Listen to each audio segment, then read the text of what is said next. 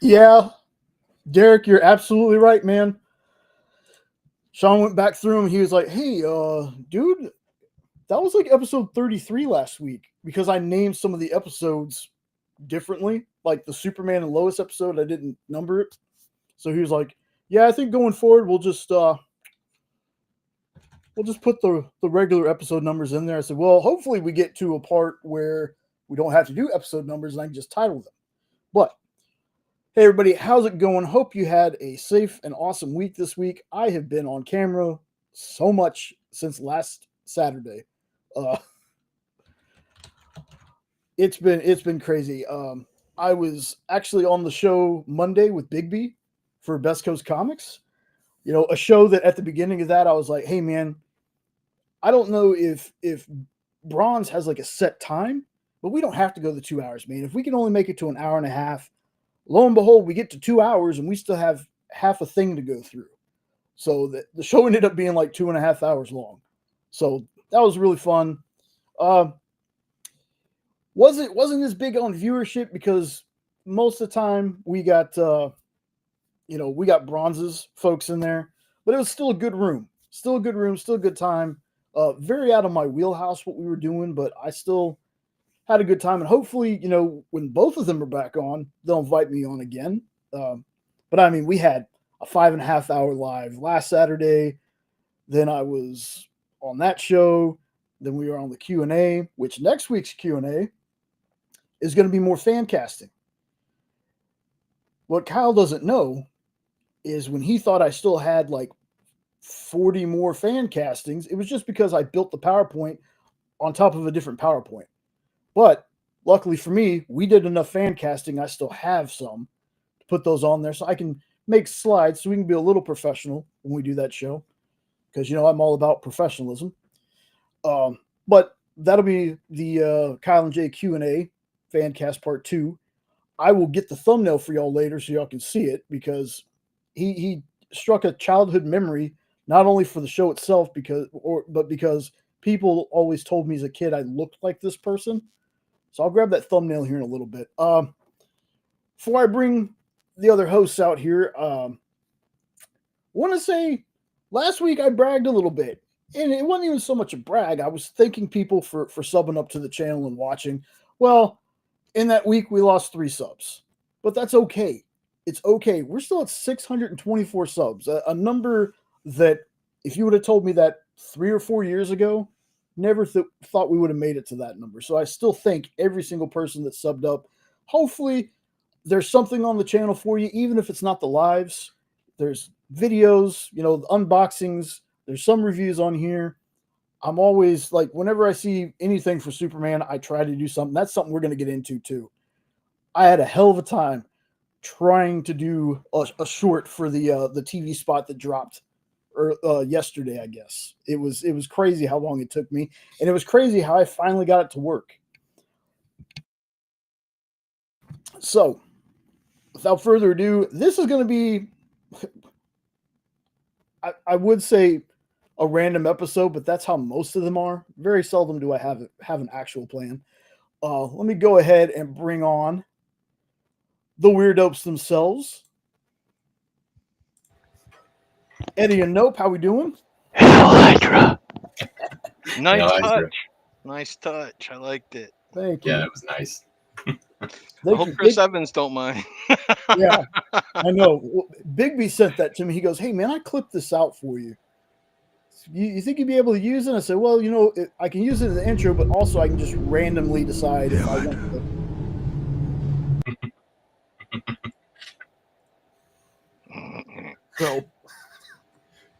So I kept the clip separate. There's a bunch of them too.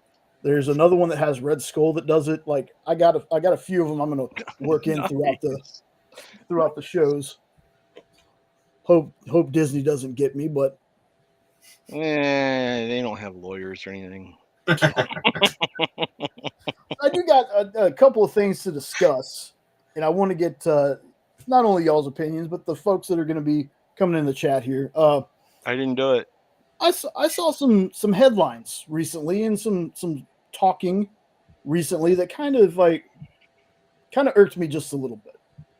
and it's how things are working nowadays. It's the negativity, not only for negativity's sake, but just flat out lies is what they are. Like that's I'm going to call one of these especially. So I got two examples here that I want to throw out there, and want to get y'all's opinions on. The very first one, and I called these like rage bait headlines. The very first one was a couple of news sites, comic book news, things like that, had a headline that was like, Superman's official rating is nothing like Zack Snyder's Justice League.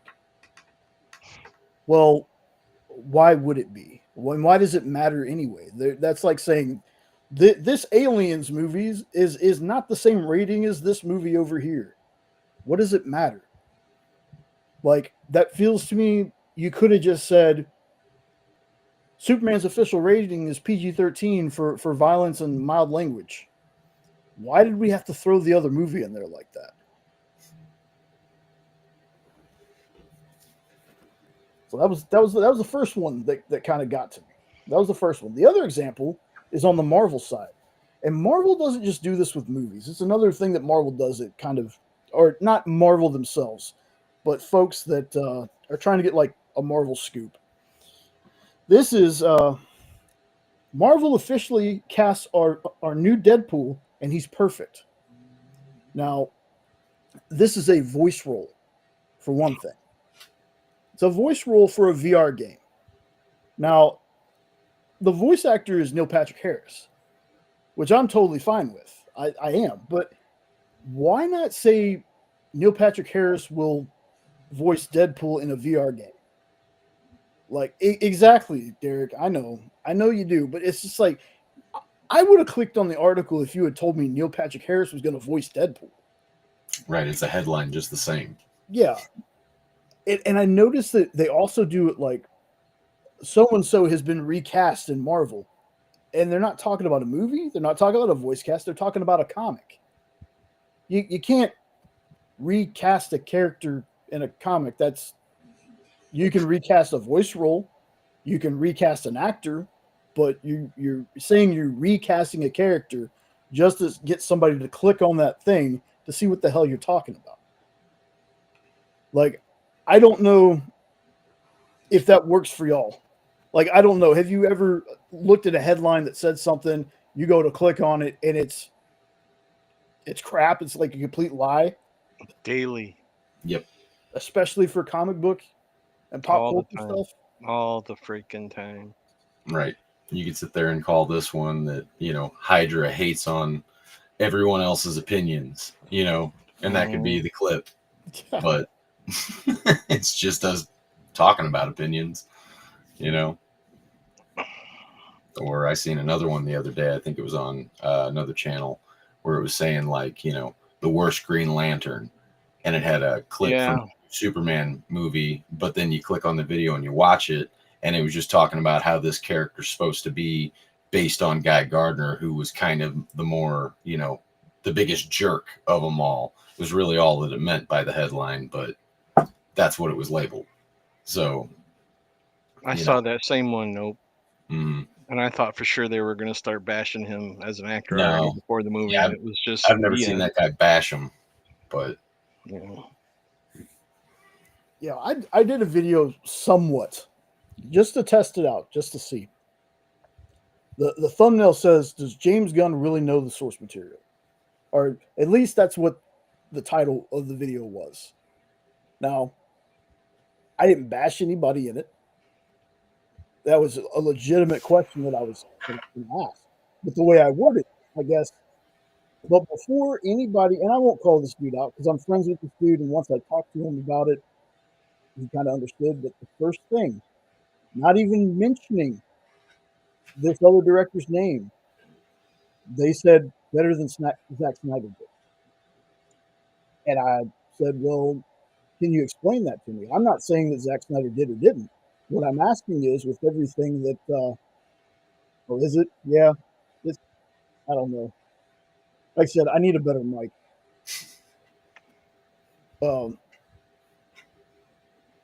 Hopefully it clears up in a second. It just did. Oh, okay. You got powers, dude. Well, I was shamed into making it work. He stared at it. But, New Mutant revealed. There's Oh. your next title. Oh my New Mutant revealed. said It's that- Jay. yeah. Mike Man. Mike Man. Mike Man. Jeez. Now, see, now you have me like in my head. Okay. Better than in somebody else's, I guess. I don't even know what the hell that means, but okay. Because now in my head I'm just going, it's Mike Man, Mike Man.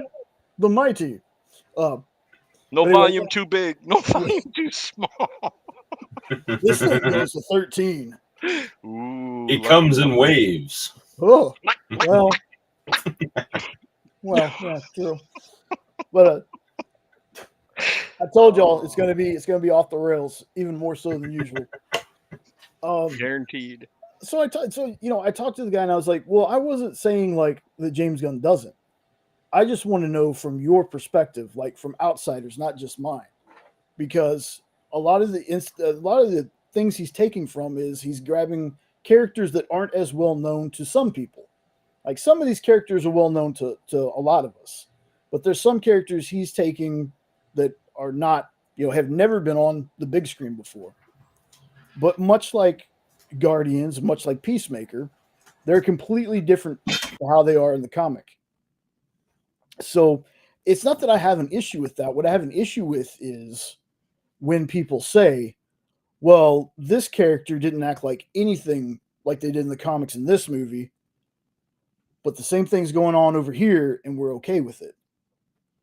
So I was like, I'm not asking you to judge Snyder or any other director's work. What I'm at, my question is, do you personally think that James Gunn is respecting the source material? And they thought about it, and I thought about it too. Like I had a lot of great comments after I cleared the air saying I wasn't bashing Gunn at all. I was just looking for other opinions. And a lot of them were like, it's up to a director to keep the essence of a character, but they also need to put their own mark on it so they're not doing the same thing over and over and over again. Like this person's already done this version of this character, which is why I think I'm okay with how Henry Cavill portrayed Superman or how Brandon Routh portrayed Superman, because it's each one of these actors putting their own different kind of flavor on the character. Now, it's sometimes in Gunn's instance, he has made characters that people didn't care about very popular. Like, I'm going to be honest, for some reason I knew about Rocket and Groot. I don't know from what or why, but I knew about them. The other characters, no clue on. Now, Jena was the Thor and Guardians of the Galaxy reader when she was younger. So she knows these characters. She knows those characters better than I do. She was like, well, no, they don't really act like that in the books, but it doesn't take away from the fact that the movies are fun. And I was like, yeah. I said, we've tried to go the 1-to-1 ratio route with movies before, with like Watchmen. The only thing they did was they took out the story with the giant squid that apparently happens in that. It's been a long time since Watchmen, and I haven't read the whole thing. But you talking about the big long blue squid? Yeah. Maybe. Are you messing with me, Ed? Come on. I am. Okay. Totally. I know there's a squid in the movie though, or the show, or the book. Goodness. So you got a 1-to-1 ratio with that, but people didn't like it. So, all these headlines and stuff are just like, you're not helping the situation. You're giving the wrong people ammo. Like, there's another thing we're going to talk about that's a headline that turned out to be true, and that is Gunn and Peter Safran, I think is his name. They said that Superman was going back to the motto of truth, justice, and the American way. Now, it had been for a long time now, A Better Tomorrow, I think.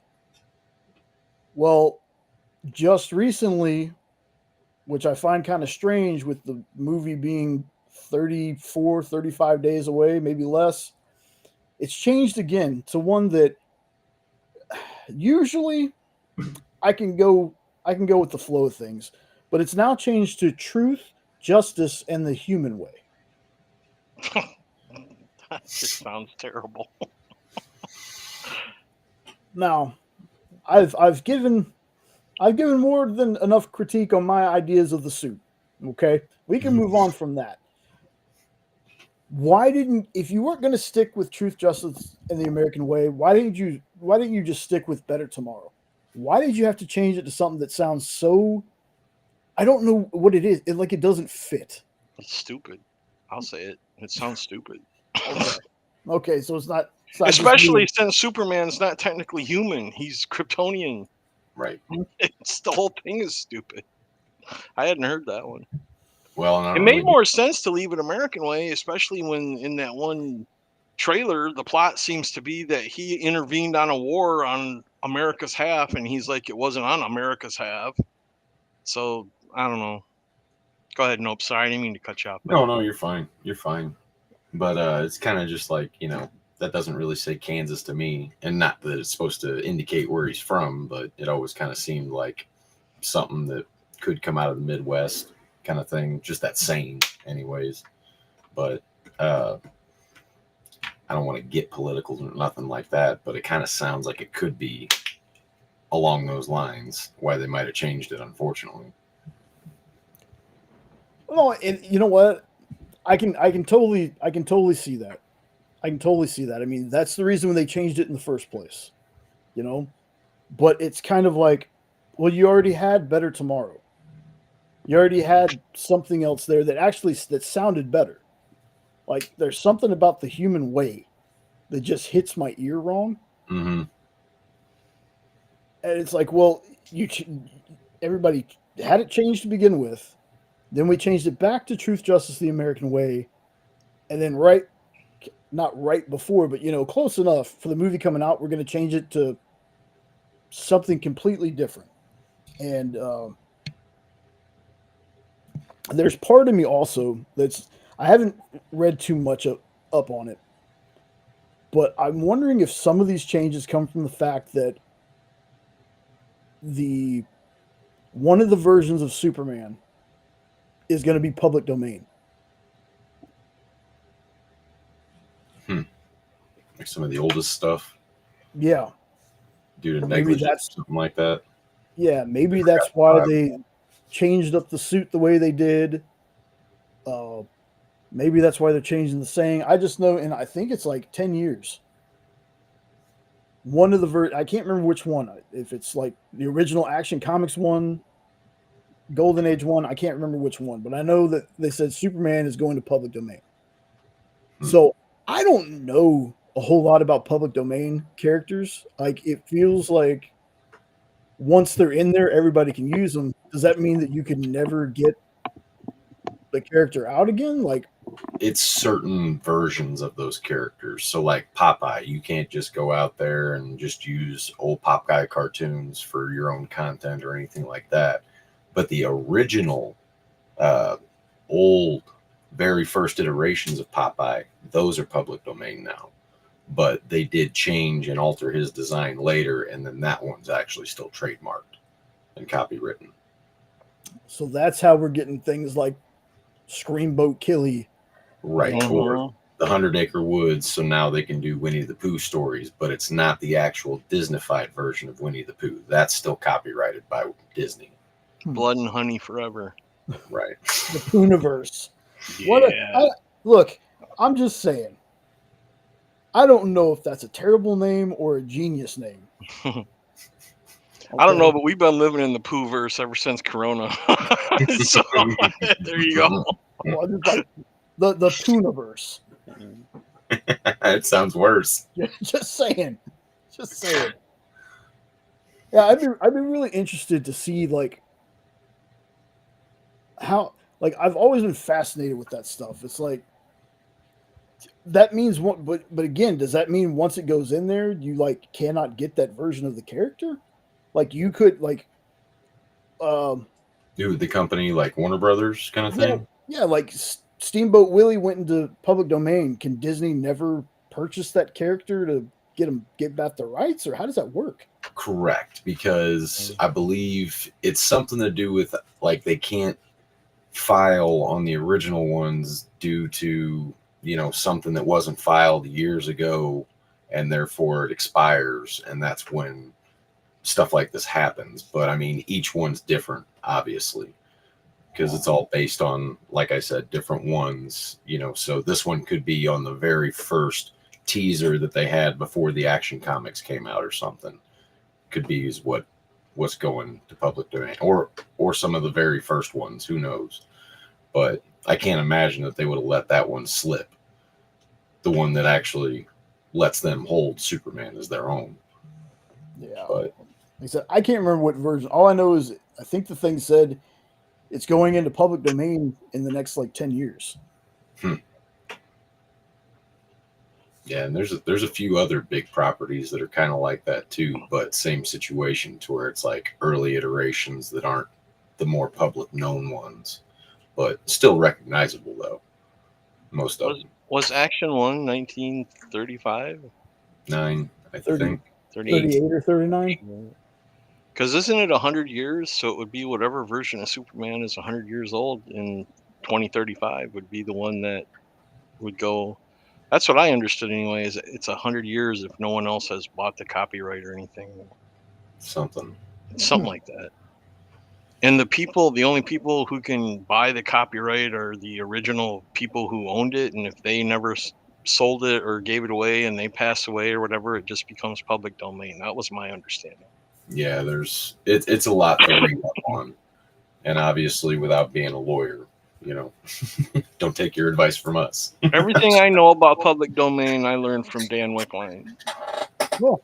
So that's a good source. Yeah. He's my man. He knows everything. So that's true. I might ask Kyle if in a future episode we can touch on that, because I bet Kyle knows. Oh, I'm sure he does. That person was like, "Hey, Kyle, do you know this?" He goes, "I don't know it right now, but if you give me a day or two, I can learn it." But yeah, so randomly getting off the subject of the clickbaity headlines, I get their purpose, I do, but I feel like if more people wouldn't give into doing things like that, maybe you could have people that are trying to put something like real out there could get noticed for putting it out there. Like, it's just a weird thing when I see these sites and I see these channels too, these YouTube channels. And again, not calling anybody out specifically, but a lot of people on YouTube can spot them very easily. Where and I hate making it all about the DCU, but the DCU stuff is so new. It's already got people just wanting to dismantle it. So that's most of what YouTube feed is now. Is you either got people that are real high on it, or you got people that like just want to burn it down. So they're very easy to spot though. Like you have the super, super toxic people. Then you have the ones that are toxic on the other side of that spectrum. There is a such thing as toxic positivity. I believe it. I see it a lot. Whatever do you mean? Well, I can be toxically positive. You're doing great. Yeah, Jay, you are the best, man. Well, yeah. No one screws up a mic like you, brother. That's true. Oh wait, nope. Well, kicks your butt when it comes to mic. Yeah, take it easy. That's my title. The thing I see all the time that irritates the hell out of me, and I used to ignore it, but now I've gotten to the point where I comment on it, is when they have a picture of Phable and a picture of Corn Sweat as Superman. Which one's better? And I always reply, no one knows because it hasn't come out yet. And that's all I put. And I just have copied that, and that's what I paste on every one of them. It's so stupid. All they're trying to do I just meant the look. Yeah. Well, But some of them actually say, who's the better Superman? Right. Who knows? We haven't seen Corn Sweat Superman yet. Right. Exactly. Or reviews on stuff when you haven't seen it. Right. And I've been seeing it more and more as the day gets closer. Mm-hmm. And 100 different people with 100 different memes that all say basically the same thing. And they're all just trying to rile up Cavill fans to not go see Corn Sweat or whatever. It's just dumb.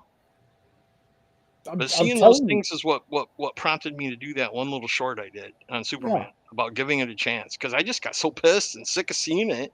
Mm-hmm. It's like, that's it. I've had enough of this crap. Well, it's sad that every time I release something Superman related, I feel the need to say, I know that there's people out here that already don't like it, even though they haven't seen it, whatever. There's already people that from day one were already, no, I'm done with this. I get that. You are entitled to that opinion. It is yours. Like, I can't take that from you. All I'm asking you is if you're not excited for this, you can just say that. You don't have to tell me how the opinions of everybody else that's excited for it. You don't have to be like, well, that's trash and blah blah blah. No, you don't have to. You just I want to know honestly. If you're not into it, just say you're not into it. You're stupid if you like this. Yeah, you're in denial of your soul if you like Superman more than Fantastic Four. I will never forget that comment. I have that pasted somewhere on my computer, just so every once in a while I can click on it and read it. Denial of your soul because Maybe you think Superman looks better. See, that's where you need to reply, I never said I had one. My wife has it. Yeah, along with a couple other things. Exactly. Both pair. But it's sad that I have to say that in my videos because I don't want people and I don't want the other side that are super amped for this. I don't want them attacking. It feels like some of those people, I'm glad they're excited for it, but it's one of those, why tear down this movie just to raise this movie? I get it. You didn't like Man of Steel. You don't like Henry Cavill. Cool. You're super excited for this. Awesome. Why does there have to be a comparison? Why does there have to be one? There doesn't. There doesn't have to be one at all. Who do you like? That's what it comes down to. It doesn't matter what anybody else likes. If you don't like what I like. Yeah. Not to try to sit on a high horse or anything, but I'll admit it, and I think I've mentioned this before. I used to be like that. I used to be negative about stuff, and I forever. At once I heard Pattinson was going to play Batman, I was making memes and posting memes about Sparkle's Batman and oh my god, I can't blah blah blah blah blah, and just making all kinds of fun of it and this, that, and the other thing. And then one day, sicker than a dog, bored as hell, it was streaming. I watched it and I was like, wow, that's an amazing movie. And I actually posted, even though no one cares, this big long thing apologizing and hey, I learned my lesson. I'll never do it again. I'm gonna let the movie be but because when I watched it, he's my favorite Batman now, and I never thought I'd say that when that was announced ever. Yep. So I had to learn. So maybe others can learn and change. I did, because I was the biggest anti-Pattinson ever because I hated what he did to vampires, bastard.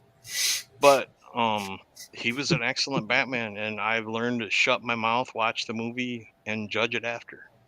Which sounds like a common sense thing, but sometimes you got to sit back and remember that you got to have common sense. Yeah, that's in short supply in the day and age of social media, where you can hide behind an anime picture or whatever, or a Donatello, and no, but it's those people, right? Like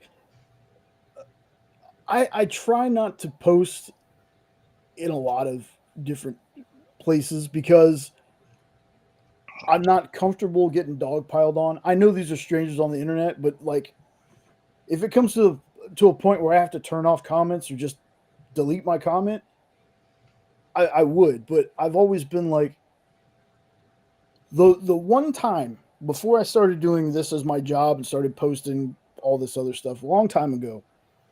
I said one thing on a YouTube video. I can't remember what it was, questioning something, and I had like 300 responses, and none of them were very kind. And I'm like, bro, I just asked the question. So I was very hesitant about commenting on videos. And luckily for me, Robbie was probably one of the first channels that I ever commented on. And then I went outside the comfort zone and would start commenting on others. And then I got to the point where now it's just like when people say, you know how many times we've gotten the delete your channel comment or something like that, because it was like back in the day, it was Marvel was top dog, DC was nothing. Marvel always crushes DC, blah blah blah. You can't like DC, it's got to be Marvel. And if you like anything more than a Marvel movie, you're just a shill. Again, I said this last week. I was a shill during the old DC EU days, and apparently being excited for this, I'm a shill now. Means basically anything they do, I'll eat up. Doesn't matter how crappy I think it is. Even though I've been on record and saying, look, I could watch Peacemaker season 1 a second time. I watched Creature Commandos once, and I'm good. I don't regret watching it. I just wasn't as good as I had built it up in my head. Like, oh, this is new too. It gives me a little timer. A shill, like I said, a shill is basically, no matter how bad it is, you're just like how I say I'm a Superman mark. It's kind of the same thing. I heard somebody talking about how they watched like Superman 4 Quest for Peace, the long version or something like that. And I was like, dude, I'm all about that. It's a terrible movie. I know it's a terrible movie, but I like watching it. Superman 3. Look, if nothing else, the one thing I will say about that movie, if nothing else, the sister getting turned into a robot as a kid was terrifying. But the junkyard fight between Clark and Superman makes that movie. It makes that movie for me. I watched that movie specifically to get to that scene. See, I need to rewatch that movie because my only memory of it is being a kid in the theater watching it, and I thought Superman fighting Clark Kent was the stupidest thing I'd ever saw, but I was only like 11 or 12. And I didn't understand what was going on. And believe it or not, that's the only time I ever saw that movie. It made such a negative impact on me as a kid. I've never watched it again.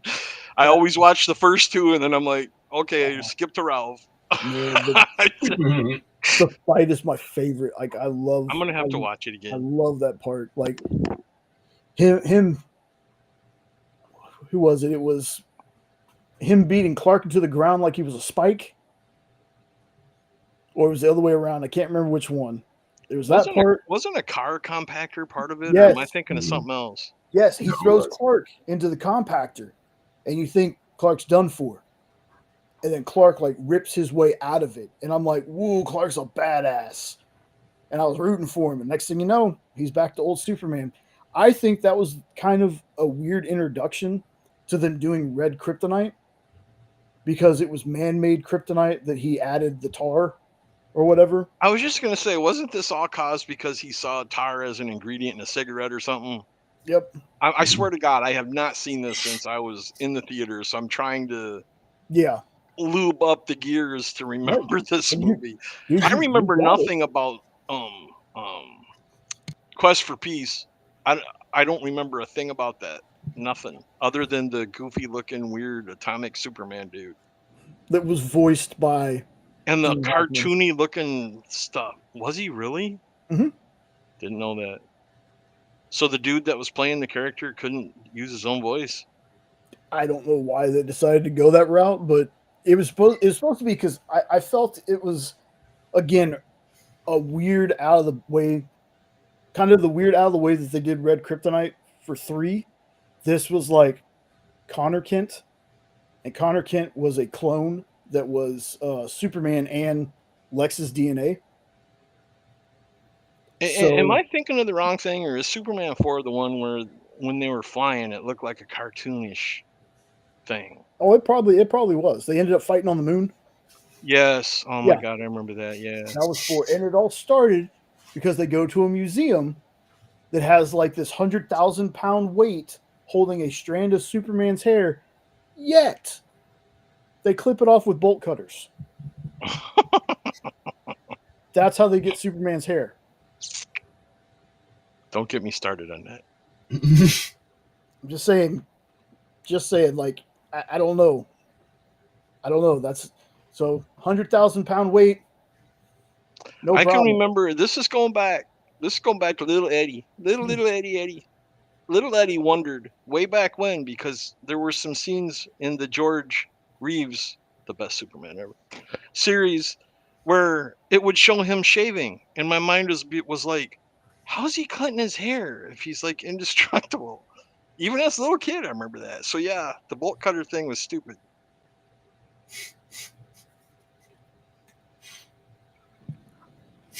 You're real to me, damn it. Um, yeah, and in the cartoons they kind of showed it in a way that made sense because he would focus his I guess their heat, his laser beams, his eyes, their heat rays. He'd focus his heat. Yeah.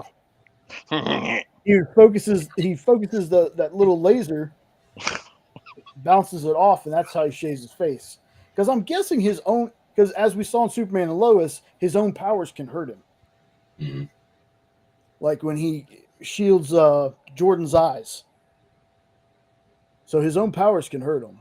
Well, yeah, that's kind of like when Chris took the mirror and got Zod back with his eye rays, and it like, and he went flying or whatever. Right? Yeah. There's a couple of different things, man. There's the one where he takes the cellophane S. That'll never be topped. That's the greatest moment in Superman ridiculousness lore. I don't know what the hell that was, but it was great. One where I think the original ending he tricks them into getting into the booth and it takes away their powers. Mm-hmm. So when Zod goes to shake his hand, Superman has his powers back. Because I think there was some storyline somewhere in that one of those movies, I can't remember, he gave up his powers. Well, I think it was the same one. He gave up his powers in that movie, yeah. Okay. Yeah, that was the purpose of the booth. Yeah, that's how we learned about the booth, because he wanted to be able to marry Lois, and he asked his mom if it was possible, and she steered him to that chamber or whatever to make him human or something. But that's something. You're bringing up another topic that I always was Superman. Superman is like all good, right? Pure good, how we want to be. At the point where he took away their powers, they were no longer a threat, right? Mm-hmm. So was him crushing Zod's hand into nothingness really what Superman would do? Now that they were no longer a threat, would he just crush a man's hand just because he could? I don't know. He did go back to that bar and handle that guy. Well, that was going to be my next point. And would Superman really do that? I don't know. Fun stuff. Oh, yeah. Sean, can't wait for July, man. Like I'm so excited to watch that movie and do that video with you. And so what Sean's talking about is I released a short the other day that was, if you had someone tell you, you give me one comic, it could be either like an omnibus, a trade, or an issue, one comic, one character, whatever, one, and they will read it no matter what.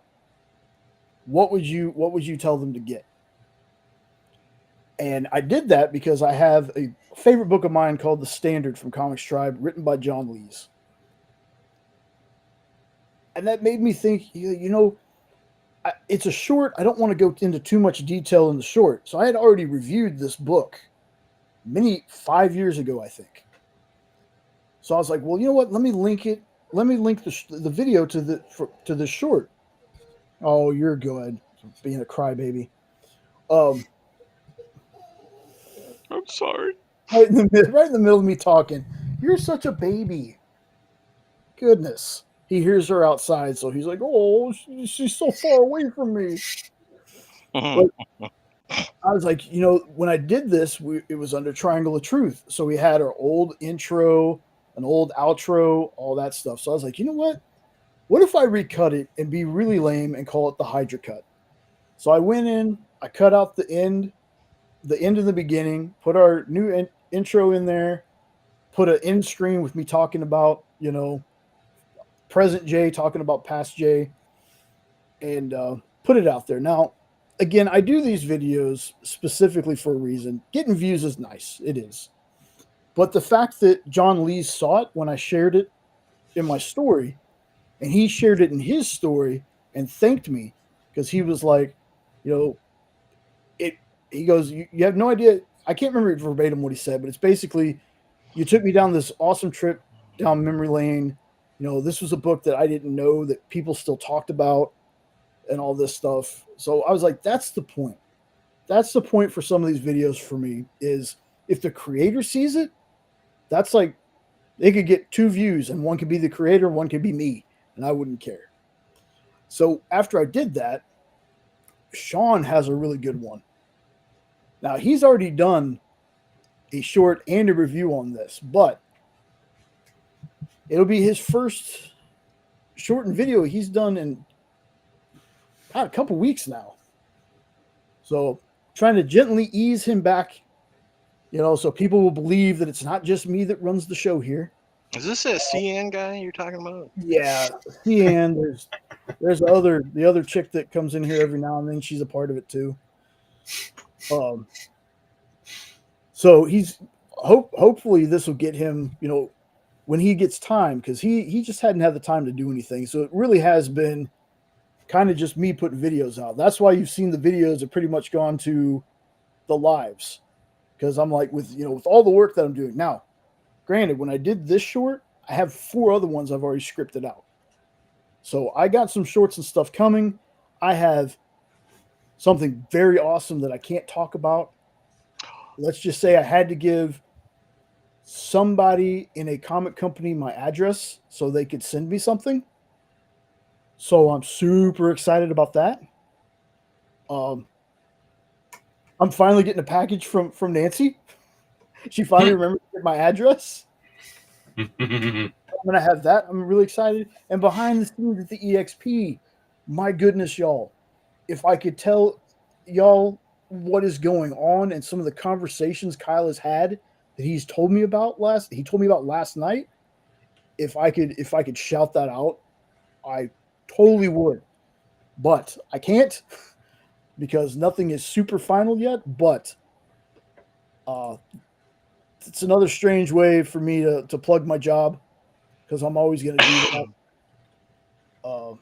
If I can find the damn, I always lose the freaking, there it is. Doing it live, folks, producing by myself. It's going to get bumpy. Yeah, exactly. Make sure you're subbed up to the EXP. There's so much exciting. Like, it's one of those things where it's like, oh, the dragons are coming. They're going to be amazing. The book's coming. Don't worry. But stuff is really happening. So as long as it's not, and it's not the opening of Al Capone's vault, we'll be good. Oh, it's going to be so much better. The dragons are coming. Winner, winner, winner, winner, winner.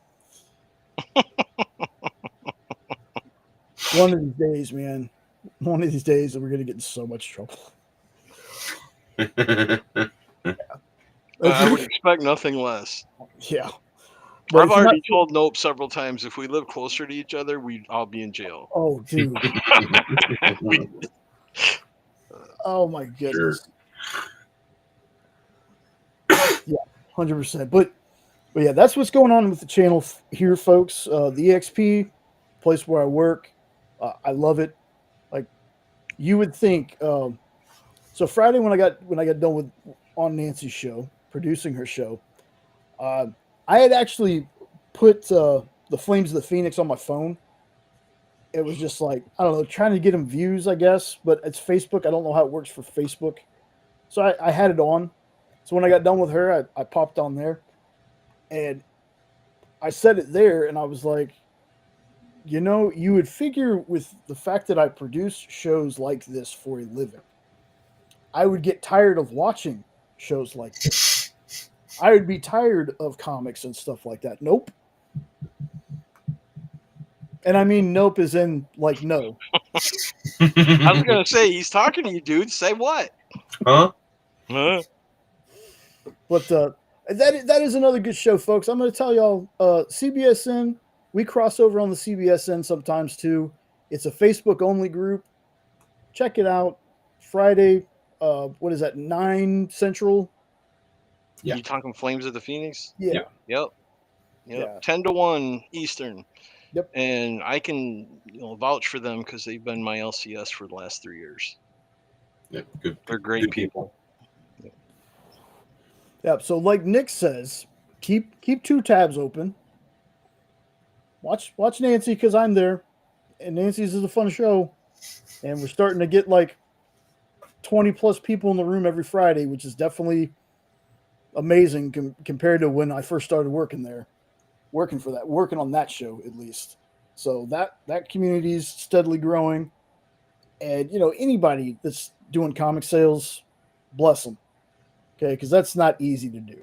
It's not an easy thing to do at all, especially CBSN is a little more limited on what you can do because it's Facebook only. So you don't have a producer behind the scenes helping you with stuff. You have to have either yourself or another person. So folks that can do that, my hat's off to them because it's a lot of work. And you could tell he puts a lot of work into those shows too. Oh, for sure. His wife is the lady behind the screen that's doing the other stuff for him, Paula. They're both great people. And their naked cat. Oh my god. Peaches the naked cat. She's adorable. Not real. The But she cat's looks not real. Would you say no? I said, but she looks mad all the time. Yes. I wouldn't mess with Peaches. She looks like she means it. Mm-hmm. But yeah, folks, if you're looking, to join awesome communities, that's the other thing. It's not always about spending money, but if you want to hang out, with some other nerds, some other geeks, those are the places to do it. Even on the EXP, it's cool when you buy stuff, because it helps out the shows and everything. But it's also cool to just hang out and talk, just chill. Trust me, I do it freaking almost all week now. So I don't get tired of it. It's always a good time. So make sure you're checking out stuff like that. Let me check and make sure. Okay, there we go. So, told you all over the place tonight, folks, because again, I was busy all week. Were we supposed to answer that question, or was that just like a rhetorical? Well, you could answer it. I don't even remember what it was. Yeah, me neither. Super. You could suggest one single book. There you go. Oh, yeah. Damn it. Why did I bring that up? That was a hard question. Yeah, I don't know. Is it for a like-minded person or just a person in general who's never touched a comic book? If it's a person in general who's never touched a comic book, I would say The Death of Captain Marvel. Because it takes a real-life thing like cancer and addresses it in such a great way. And I still say that 2 of the best pages of art I've ever seen was when all of the Marvel heroes and some of the villains were in line on the stairs to walk up and give their respects to Captain Marvel before he died. Those are 2 amazing pages. And if that story don't touch your heart, then comics isn't for you, even if you don't like Captain Marvel, because everybody's known someone that's had the big C. Yep. And I still think, even for, I don't know what year that came out, but I was a little guy. That book is intense and really good. Now, if it was a like-minded person, I'd have to go with something horror. And I might even go with something new like The Closet. Or the hair. Maybe I'd say Harrower because that's a one-issue thing because you said only one comic. But if I got them reading The Closet, they'd want to read a second. Well, that's what I meant. Either an issue, a trade, or like omnibus, or like I have like a a book called edition Scam, the Ultimate Edition. Right. Yeah, just like one thing, and they're like they can't refuse it. They can't refuse it, even if it's somebody who's never read a comic in If their life. that's the case, like, I'm going with Mouse, MAUS. Okay. I would go with that for sure without even thinking about it. Okay. That is an amazing story of the Holocaust told through the eyes of cats and mice. Mm-hmm. And if you haven't read it, you really should. Even if you don't like comics, just read it because it'll make you think and it'll make you realize a lot of things that you might not have realized before. I'm getting too deep, aren't I? Wow. Deep thoughts with Jack Handy. That's what the question was for. Okay. Like I said, I chose the standard because in my view, that's a book that I think more people should know about. I don't know what it is, not to be a smartass. What's the standard? Okay. So you have I can't remember the names off the top of my head, but you have the original, the standard, and he had a sidekick named Fabulad, something like that. That's amazing. Yeah. I want to read it just for that. So, it's Fabulad. Fabulad. The standard ends up retiring. Fabulad takes over the mantle, but he commercializes the standard. Like they have him in movies. They have him doing commercials. People know who he is. Like he's still a hero though. So there's a young girl that goes missing, and his mother asks the new standard, asks him to help find her, and it's been like months. He still hasn't found her. And during one of his television appearances, they're talking to him about his next movie or what's the next big thing he's going to move on to, what's he endorsing next. And he says, well, actually, while I have all your attention, and he pulls out the picture of the little girl, he goes, I need help finding this girl. And they kind of blow him off. So he's a little disenfranchised after that. Well, he goes home, and we don't see who it is. We just see a shadow. He's murdered. This has the old standard come out of retirement to now not only find out who killed him, but to also help find the little girl. And this story was like twisty, turny. People you thought were going to be villains weren't that bad. People you thought were going to be villains that were going to be bad turn not so bad, but then go back to being like it's very, but it's only the one collected edition. There's nothing after it. They have a character in there called the Corpse that I was like, I want this character to have a spin-off series. That's how good the character was. And the character wasn't even in the book that long. But it was one of those characters that was like, I need more of this dude. And then you find out something surprising at the end of the edition that I have. Was something happens to him in the book, and then something happens in the last 4 pages of the book that were extra that weren't in the original printings they were doing. Because they did singular comics, and then they did a big collected edition. So, like, the stories, like, the first time I read this thing, like I said, 5 or 6 years ago, I was like, dude, this is, if Comics Tribe was a big, part of the big 3, for me, it would be Kingdom Come, Old Man Logan, and The Standard. Like, I'd put this book up there with those stories. Like, fantastic book. It's probably going to be reread here pretty soon. The more I talk about it, and then watching my review on it the other day, I was like, man, I need to read that book again. Because it was so good. Like, it was one of those, the same reason I like having collected editions. Once I started reading, I couldn't put it down. Like, the first time I read it straight through. digested it for a couple days, read it again. Then when we started the channel, I was like, okay, I'm going to read this again to kind of refresh myself on the story to do the review on. And like I said, right now, the more I think about it, it's like, man, I need to reread that book. Like, that's how good it was. Like, it's, yeah, I got it near me. Hold on. Let me see. Ugh. I'm actually looking it up on my phone. He's got me curious. Now, for other folks out there,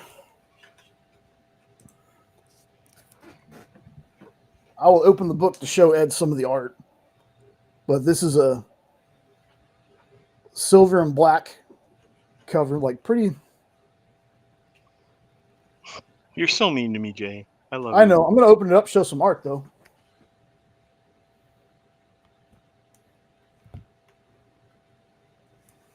Good pages there. Okay. Now, like, it's a very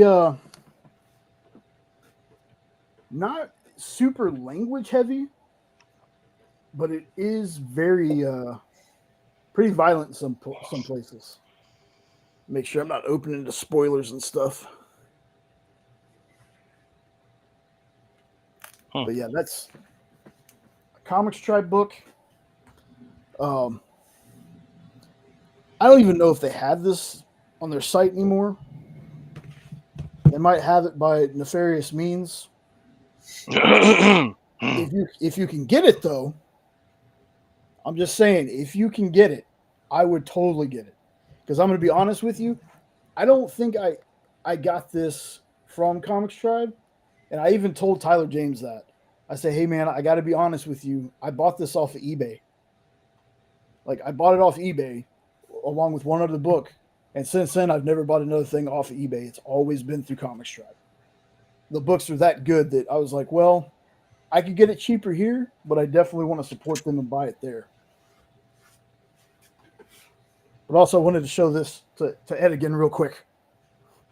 Oh, nice. Nice. Superman versus Spider-Man is one of my favorite comics, even though it was bigger than I was when I was a kid when I got it. That thing is huge. That's what she said. Yeah. Never. I mean, yeah. I started to say it. Oh, I have no doubt.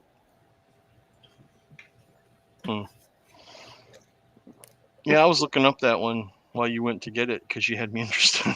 So I was looking it up to read about it. Yeah, it's so good. It's so good. Like that is the book that I was like, if there was one book you told me, I've never read a comic in my life, or I've been reading comics forever. I've been reading comics forever. You pick it, I will read it no matter what. It'll be top of my pile. As soon as you give it to me, I was like, it would be the standard. That would be the book for me. How about you, Nope? You got any story or even a single issue? Well, I mean, if I was to suggest somebody that would like-minded, anyways, I'd say something like Harrow County or Fairyland, something like that. But for somebody who's never read anything and just anybody would probably like, I still haven't found a book like that because I've been trying to get her to read something, and there's never anything that sounds at all interesting to her. No. Feels like a saga person, man. Mm-hmm. Feels have like her, have her read Herogasm. Oh. Yeah. That's no more bricks of comics going to Nope's house if that happens. Yeah. No, but I don't know. It feels like I know a lot of people that are like, there's no comic that interests me at all. And they picked up Saga and they've loved Saga. See, but she didn't even like to read though. So that's the thing there. And it's funny. Well, I only like books with pictures. I'm like, perfect. That's a Doesn't comic. work. Nope. Not good enough. ASM 248. That'd be another one where Spidey takes his mask off for the boy dying of leukemia. Oh. If that doesn't touch your heartstrings, I love that issue just for that story. I mean, that between that one and the Death of Captain Marvel, If you can't connect with that, then you can't connect with comics, in my opinion. Because something in there's got to connect with you. A dying little boy getting his Make-A-Wish thing with Spidey, and then the boy running up and giving him a hug as he's climbing out the window for taking off his mat. I'm gonna get misty just thinking about it. I love that book. They did it in the cartoon, but they used a girl instead. I think, if I remember right, it was a little girl. Did, because I had the cassette that it came on. Because in 248, it was a little boy named Timmy, Timmy, but it wasn't that Timmy, but it was Tim. Yeah, the only I can't remember the name of that story, but I would say Flashpoint. You know, because not to spoil anything for anybody, but you know, the letter from Batman's dad, essentially, because of the time travel right there at the end. Just don't say Martha. Why did you say that name? God. Oh, that scene. I know what they were going for, but they missed it so bad. So bad, dude. So bad. Even as a Snyder fan, I can't. Whoever wrote that, I can't believe they looked at that page and was like, man, this is gonna go over great. Holy crap. Have you seen the Flashpoint animated movie? Mm-hmm. It's almost shot from shot for the comic. Oh. That's what I love about the DC animated ones, is they almost do it shot for shot with a little bit of tweaking, just to, like the Crisis, I feel like tweaked it just to make it into a longer story, but and kind of clean up some of the questions that people might have had about that back in the day. You know, like, I think what happened to the Flash and everything else. For me, the only kind of bad one they did is because they had to put some weird damn story at the beginning of it, is when they did the Killing Joke. Like, the Killing Joke, when you get to that part on, was really good. But the beginning of it was super weird. Is the Killing Joke where he paralyzes Batgirl, or where he kills Robin? Which one is that? I always get those confused. Paralyzes Batgirl. Yeah. Okay, yeah, that one wasn't that good. But the one where Robin gets killed by the Joker, that's a great. Yeah, that one's good. No, but I think Jay's talking about the weird scene between Batgirl and Batman in the beginning of it. Oh yeah. I was watching that and I was like, that doesn't happen in the story. Right. That's not how things go. Oh. Hey, let her have some fun before she's paralyzed. That's weird. Just weird. But they did that, the Robin being killed, because they did Under the Red Hood, which is another excellent movie. Excellent. Where Red Hood is a character that, like, there's people that just, they hated Jason Todd. They hated him. That's why they had that vote to kill him off in the comic. I love that they did that. That's the best thing they could have done for that character. Because without Jason Todd being killed, we wouldn't have gotten Red Hood, who is a far better character as Red Hood than he was as Robin. Big time. Wasn't Jason Todd him too? Yeah. Yeah, I thought so. Yeah, but they did that one, and then the Death of the Family has something about him killing Jason Todd, the animated one at least. Yeah, that's one where he beats him to death with the crowbar. Right. Yeah, so they show that both times. In both, they have two different movies with that in there. Which, if you find Robin annoying like I do, that's an enjoyable issue to read. It's true. I remember I did not very, very long ago, but I've got a series that I need to bring back called Shocking Moments in Comics. And I was doing the one from Injustice where they're fighting in, I think, the asylum. The heroes are fighting in the asylum, and Dick, as Nightwing, tries to tell Damian something. And Damian is like beating the brakes off of inmates, like hardcore. And Dick's like, that's not how we do it. We're heroes. We don't beat them when they're down. And Damian, I think it's Damian. I can't remember. It's the Injustice storyline, though. Like, throws one of his batons and, like, cracks him in the head, and he falls on the... Not only does he crack him in the head, he falls on a rock and breaks his neck. Right. Like, they kill off Nightwing. And then you have Batman carrying Dick's body out in the yard, and he's like crying. It's like people can say what they want about the injustice stuff. Like I get it; it's not for everyone. It's an Elseworld story though, and means that it's no continuity. Things can happen. I know people are tired of evil Superman, but again, some of the things that happened within that timeline are awesome. Like some of the things, if you've never read Injustice, I would give it a shot. But I still have. There's a whole bunch of those DC animated movies I still haven't watched yet. The Injustice one, hadn't watched that one. Haven't watched any of the Crisis yet. I was waiting until all three of those dropped. Those are good. There's a Deathstroke movie that they had played in 3 parts that they put together as a movie. Constantine, City of Demons. The weird one from like the 70s. I can't remember what it's called, like something of the dragon. But it's I know Your dog buddy. is ashamed of you that you can't remember. Oh. Oh, come on, Dad, give him the answer. Then we started watching the Tomorrowverse stuff, which I don't know what it was, but I liked the thicker animation lines.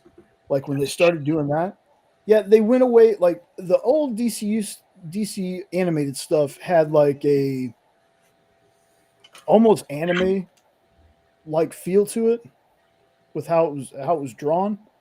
And when we got into the Tomorrowverse stuff with Superman the Man of Tomorrow was the first movie they did.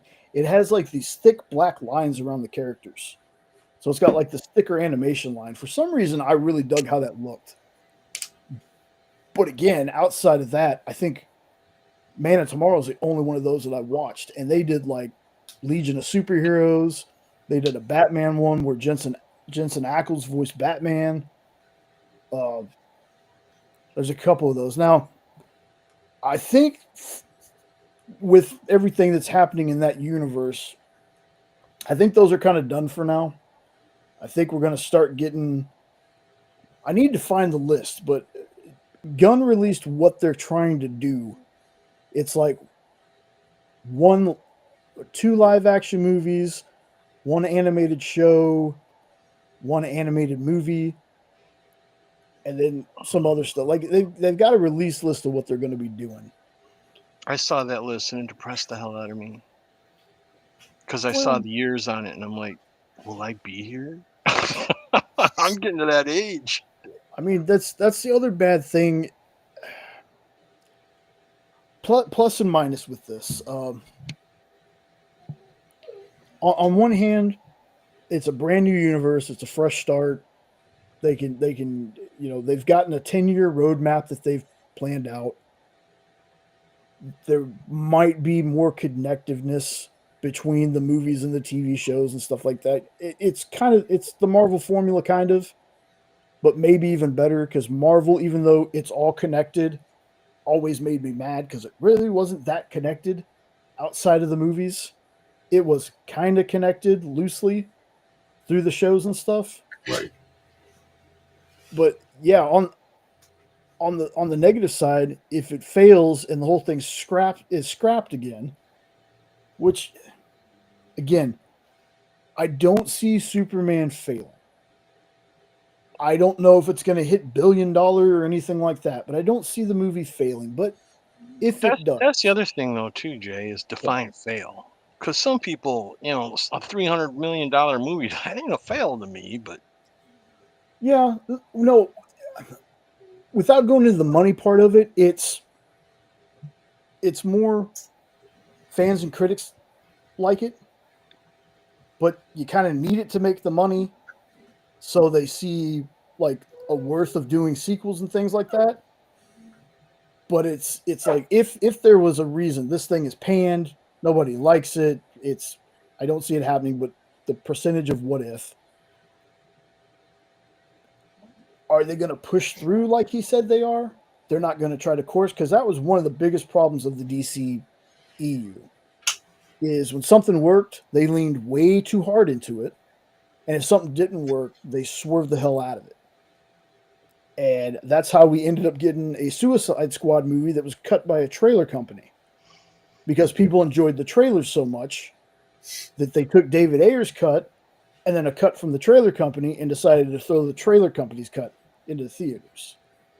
So, do you think that the DCEU would have done better if they would have used a little bit more of the MCU's formula and had like a Batman movie by himself with the new Batman and a Wonder Woman by herself before they jumped right to BVS after Superman? I'm sure that would have given them more time to write out the grand story, at least. At this point, Marvel had 9 years on them almost. Right. When they started doing this, no, not 9 years. Well, hold on. They had quite a few. Was it 2005 or 2008 when Iron Man came out? 8. Okay. And 2013 when Superman came out. So, 5. But also compare that to Avengers. You know, how long after Iron Man did that actually come out? Because I think that's what Eddie's asking. Right. That's They rushed it. They wanted to catch up too fast, and that's not the formula, because you ended up with, why did you say that name? Which is forever horrible. That was the problem. They wanted to do the exact opposite. Well, we don't want to follow what Marvel's doing because, then people would be like, oh, they're just going to do what Marvel did. Well, hate to say it, but Marvel kind of worked doing that. It's different characters. They would have been different movies. Right. But the fact that we went from Superman to BVS to Wonder Woman to Aquaman to Justice League, it's like, I cannot tell you how many slates that I had pictures of on my old computer of every time they released a slate of what was coming out. There was supposed to be a Green Lantern, Green Arrow movie. There was supposed to be a Flash Cyborg movie. There was supposed to be Gotham City Sirens. Can we press pause here real quick? Yeah. I just want your opinion, because I've never seen it. Now that you mentioned it, is the first Green Lantern movie really that bad? Because I've heard people call that total trash, and I've never seen it. And that was always one of the characters when I was a kid that grabbed my imagination because of the power ring. But I never watched it because everyone told me how terrible it was. And even the actor whose name is slipping my mind right now even Ryan makes Reynolds. fun of how, he even made fun of how horrible it was. They even talked about that in Deadpool, didn't they? Yeah. Oh, yeah. Yeah. A lot. So I was just curious. I've never seen it. Is it worth a watch, or is it really that bad? I think he ripped on it before he even actually sat down and watched it himself. But it's not terrible. It's not the worst thing that I've ever seen in my life. It has some, writing issues as far as the villain. And it's worth watching. If nothing else, for rest his soul, Michael Clark Duncan as freaking Kilowog. Yeah. And having Jeffrey Rush as a character, and then you have Mark Strong as Sinestro. Yeah, yep. I know, buddy. Oh, yeah, Mark Strong was Sinestro? Yeah, I'd watch it just for that. He was a great Sinestro too. Yeah. Now I ended up getting because we own that movie. I got the ultimate cut of that because apparently ultimate cuts were there before any of the other stuff. There's some weirdness in that one because they show you they tell you about his dad dying and everything, and then they actually have like 2 different scenes of it happening. Like that part's kind of weird. Like I would definitely just watch the regular version of it, but I don't know, man. That's one of those movies that I think it gets unnecessary hate. Is it a good movie? No. Could you have fun watching it? Yeah. Yeah. I mean, so it's a have a beer with a buddy and watch it kind of movie. Oh, yeah. Sure.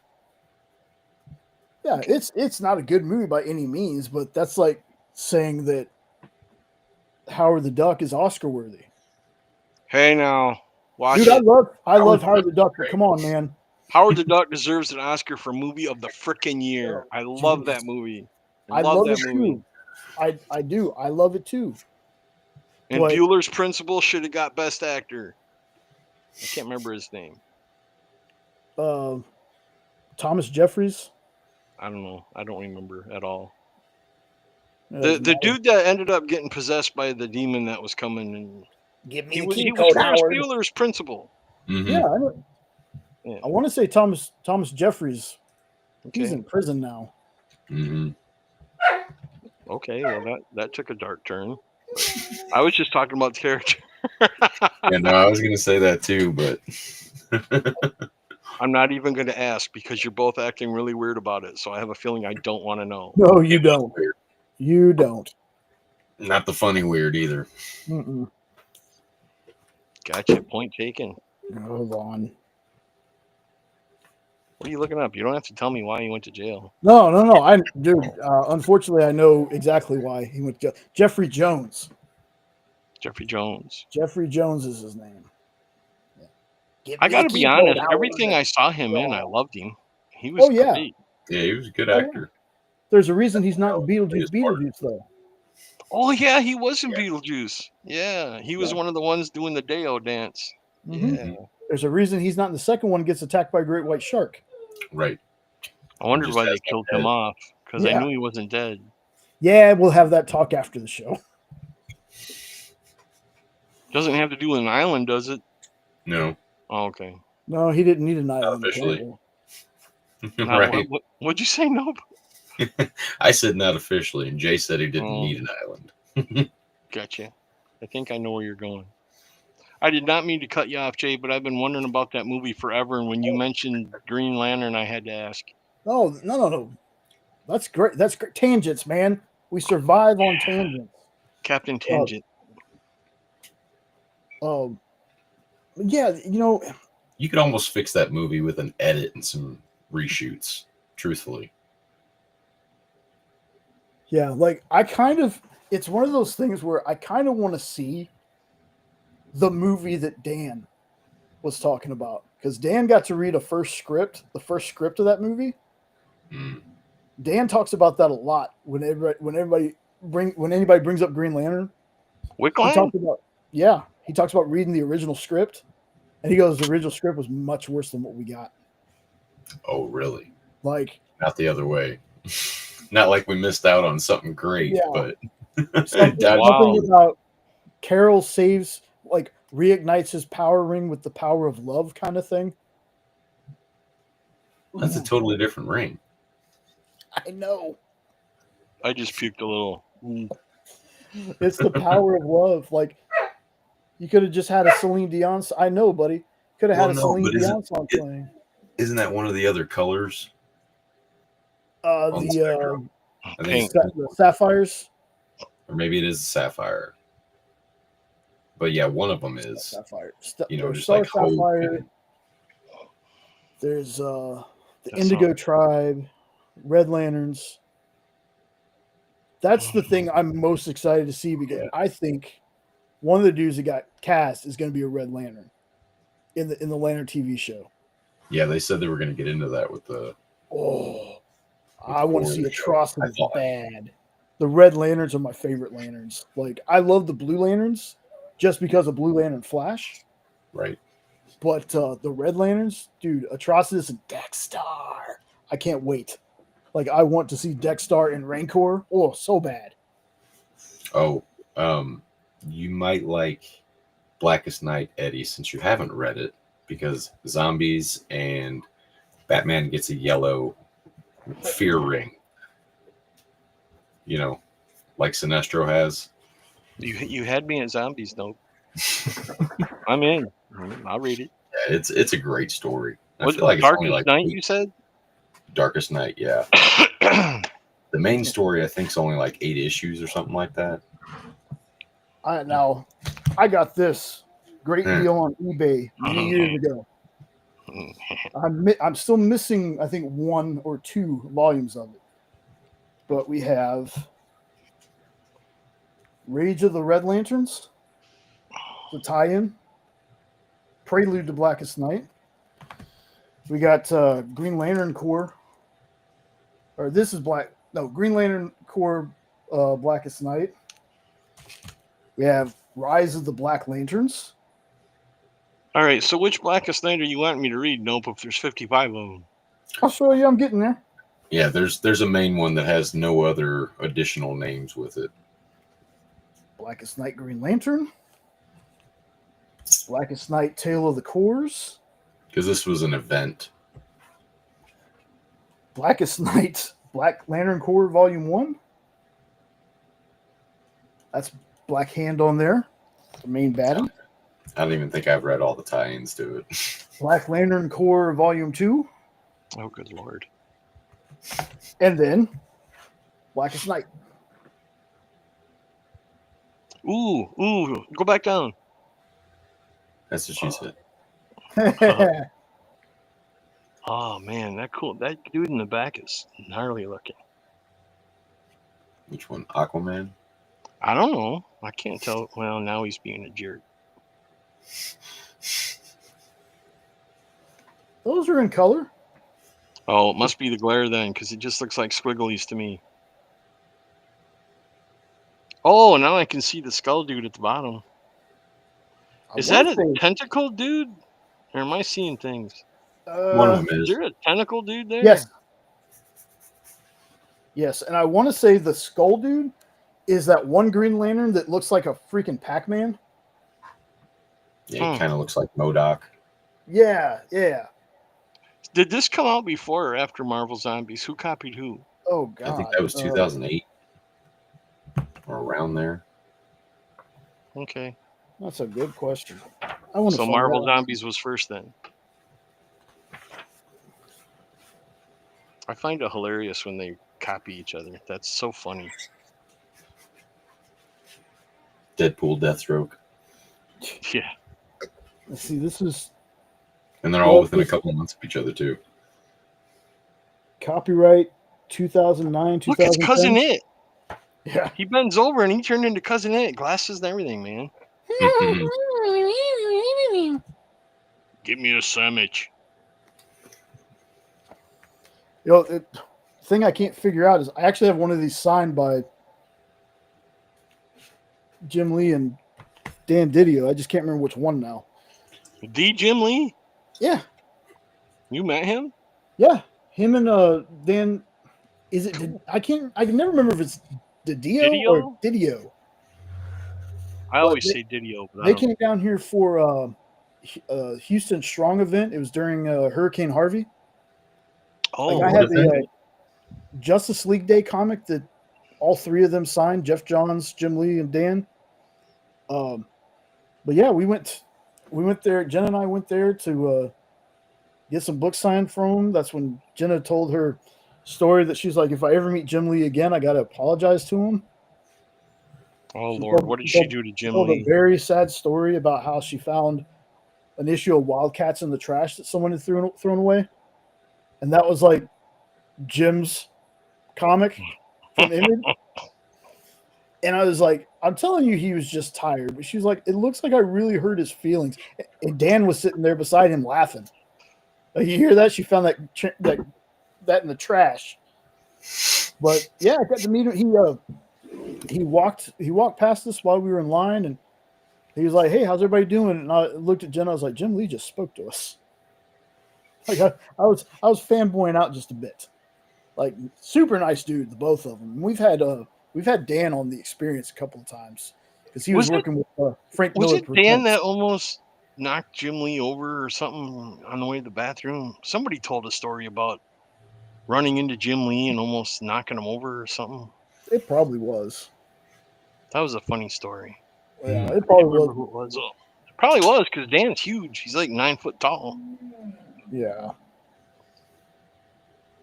This dog, such a baby.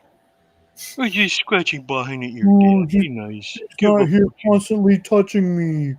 Oh, she's behind the door. Oh.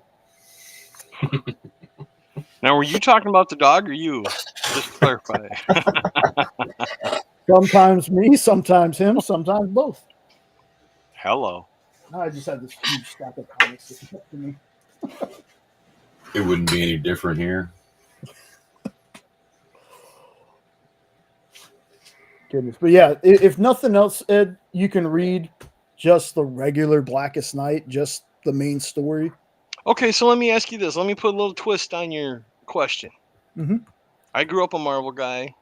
That's all I knew because it was Spider-Man, and I transitioned right from Spider-Man into horror.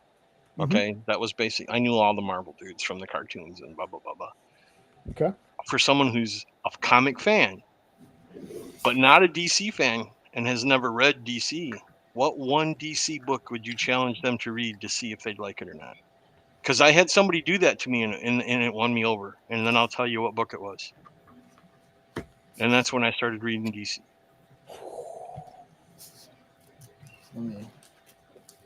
Just one. Okay. I got it. Just one. You two know. You know DC. Just pick one. Flashpoint. Flashpoint. Yeah, I'll take the easy route. Do you know why on Henry's show everyone says the Flash sucks? I think it was just an ongoing joke. Oh, okay. Was it because of the actor though in the movie? Yeah. Oh, okay. That makes sense because I can't stand watching Jimmy Fallon play the Flash. Well, and I'd be willing to bet that it was something like he was selling Flash or something, and then that movie came out, and then he no longer sold Flash. That would make sense. Because I'm the only one that buys it on the show. When I was buying, anyways. Dang. That's a tough one, man. Yeah, you know, another headline that could be misread that you could call this one, JC's nothing but red. Get all this red. Yeah, because I know to gauge if somebody's going to love Superman, it's basic. It's All-Star Superman. While not my favorite, still a really good story. There was a show that used to be on CBSN, and it was, I don't even remember the name of it, but it was a store in a mall, I think in the Carolinas, maybe. I don't remember. But I don't think it's on here anymore. And I got to be a semi-regular, and they got to know me, and I got to be friends with one of the guys that would host on the Thursday show. Because they had like 4 different shows on 4 different days of the week. And I made the comment that I had never read a DC book before. And he's like, what?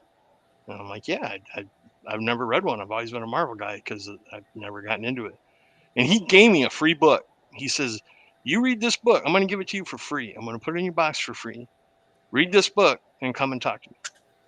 That book was Kingdom Come. I read that book and I was like, damn, what am I missing? And that led me to Red Sun, and that led me to other, and now I've read quite a few. But, so the Elseworld stuff hooked you, I guess, if that's what that was. But Kingdom Come just hooked me, man. I was like, wow, this is some great writing. Because that would have been. What was that? What just happened? What just happened? Because it was only happening when I was talking. Yeah, it's still only happening when you're talking. What's this? Oh no, it's Nope. Nope, mute yourself. I'm doing that with my hand. I think it's Nope. Can you mute yourself, bud, just for a sec? It was Nope. No. It's Nope's mic again. Yeah. Attack of the Nope mic. He wants to rival you for Mr. Mike or whatever we called you earlier. Mike Man. Cal said it was Sandman, wasn't it? I love Sandman. Yeah. I haven't read it, but I watched the TV show. Yeah. Are they doing another series of that? Not to take there, you're back now. Yep. Okay. You're good now. It was the crackling bag thing again. I guess I just got to reset it every once in a while. Hour and a half. Sounds about right. Weird. Oh no. See, he has stages. Because right after Crinkling Bag comes Godzilla Mouth, and that's what he's got right now. Godzilla now. See? Yep. Now he's got Godzilla Mouth. And then it'll fix itself. It's like a stage. It goes in stages. It goes from Crackle, Crackle, Crunch to Godzilla Mouth, and then he comes back. And it makes no sense. We troubleshoot everything. You see what Kyle said? No, yeah. Ping me. I'll send email, I guess. But that would have been my next one. was Kingdom Come, because that Elseworlds or not, that's just a fantastic story. I have the 4 issues or chapters of it or whatever. I want to eventually get that in the hardcover. I do have a signed hardcover of the book, like the actual book that I bought by accident The on actual book? eBay. Yeah, there's an actual Kingdom Come, comes in a slipcase, like an actual prose book. It's really good. Like, Is it about which, the superheroes? yeah, it's Kingdom Oh, Come, just okay. done in prose, without without the No, comics. no illustration. Yeah, no illustration, but it's still a really good. It's still a really good book. Like I Yeah, have he that. sent me the trade paperback, and I read it like I Yeah, promised, and I was pleasantly surprised. And then that yeah. led me down to reading, like I said, Red Sun, and then that led me down to reading Court of Owls. And there's some good stories, but I was always the DC, and I think it was because the movies that I had experience with were kind of corny. Mm, Like Batman '66. Even though I loved it when I was a kid, it was kind of corny. Even the Tim Burton ones got really corny. So I think that was why. But I just was always, my dad bought me Spidey, and I was hooked on Spidey, and that's pretty much all I read. And then when the other heroes would cross over, it would lead me to their books. And then he got me that Iron Man #1, and that got me hooked on Jarhead. Yeah. well, and I was kind of the opposite for a long time when I was a kid, but I was like that about wrestling too. See, I thought when I was a kid that you wrestled in WCW first, and then if you were really good in WCW, they brought you to WWE. That was the place that you wanted to go. So it was like the minor leagues of wrestling. Yeah, but I kind of had that feeling with Marvel. I thought, oh, you write for Marvel first, and then you go over here. What's up, Kpop? Then you go to DC because my experience with Marvel was Sunday Funnies and all the Marvel cartoons they had back then. Like that was my experience. Like I read some Marvel stuff, but that's how I always thought. I thought you wrote for Marvel first, and you wrote there to make your way to DC. Then later on, I was like, those guys jump back and forth so many times. Like, yeah, Dan Slott writing Spider-Man forever and a year, and now you got him over here writing Superman. Which, again, I watched. Nice. Shh. I know you don't like my laughter.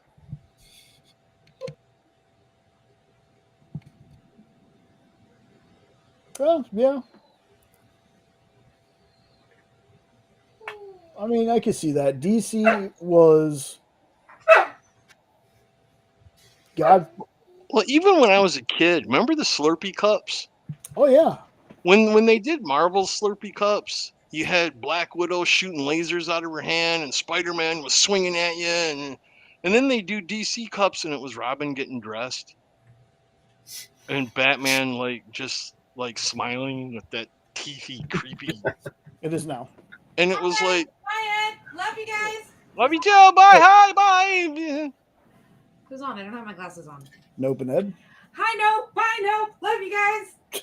Hey Eddie. See him in a little bit. Hey Eddie. Hey Jenna. Hey Eddie, what the hell? I don't know, man. I think need we're to get some talking sleep, too much, dude. That was great. Does that mean Jenna loves Civil War now if she's Eddie? too. She loves the comic. I've already told you the reason I love that movie. It's because it brought Spidey in, and that just made me happy. And I've watched that movie more than any of the other ones, I think. Yeah, I mean, don't get me wrong. It's not like I've never watched Civil War. Like after initially watching it, it was just at that time I was a little bitter because I was like, so they did BVS. It was going to be Serpent Society. They turned it into Captain America Civil War. And I'm watching and I was like, the same things that I see people hating on the BVS, I saw in Civil War. Like the Martha scene, yeah, I give that to people. But you're going to tell me that they solved the problems in that movie with a cell phone and a love letter? A love letter from Steve to Tony? Oh, that. And they Yeah. made you I'm like, forget what are you about- talking about? And they made you forget about that part because we had the ha-ha quippy joke of Tony stank. Yeah. I was like, dude, it kind of feels like the same movie. Why does the DC one get more hate? Like, I didn't get it at the time. Like, I was bitter because I was a fan of both, and I couldn't understand why people hated on one more than they did the other. And then I was like, well, it's just Marvel. As long as it's got that MCU attached to it, it could do no wrong. That's what also made me bad about people not liking Venom. I was like, I get people being upset because it's a Spider-Man villain and Spider-Man's not in it. I get that. But if you watch Venom, the first one, we had a blast with it. I really liked it. I think people panned it because it wasn't connected to the MCU. But Could be. then they decided to tie it into the MCU, and they had that Venom see Spider-Man on TV. And we dropped a piece of Venom in that universe with all the sliding and everything. I hope they don't let that go. I really want that to continue. Because what Spider-Man 3 was just god awful terrible what they did with Venom, and that I hated that. I still hate that movie. I can't watch it. But I want to see a good Venom Spider-Man story. Yep. So I really hope they do that. And don't I'd make love him. to see a couple of movies, at least 1 or 2 movies with the black Spider-Man suit. Yeah, They rushed it in Spider-Man 3. He got the suit, he lost the suit, and here's Venom. And then Yep. Venom's dead. Boom, boom, boom, boom, in 2 hours. And don't make him an anti-hero. Make him a villain. Start him Yes. off as a villain. Yes. Like, I know, again, I speak blasphemy, and now my opinion doesn't count for some people. But we watched Craven. Dude, I thought Craven was great.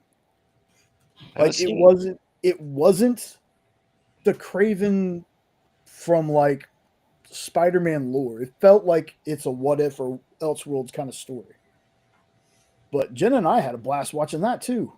My wife and I enjoy Morbius. We've watched it 3 times together, and every time we liked it. I don't get the hate other than Spider-Man's not there.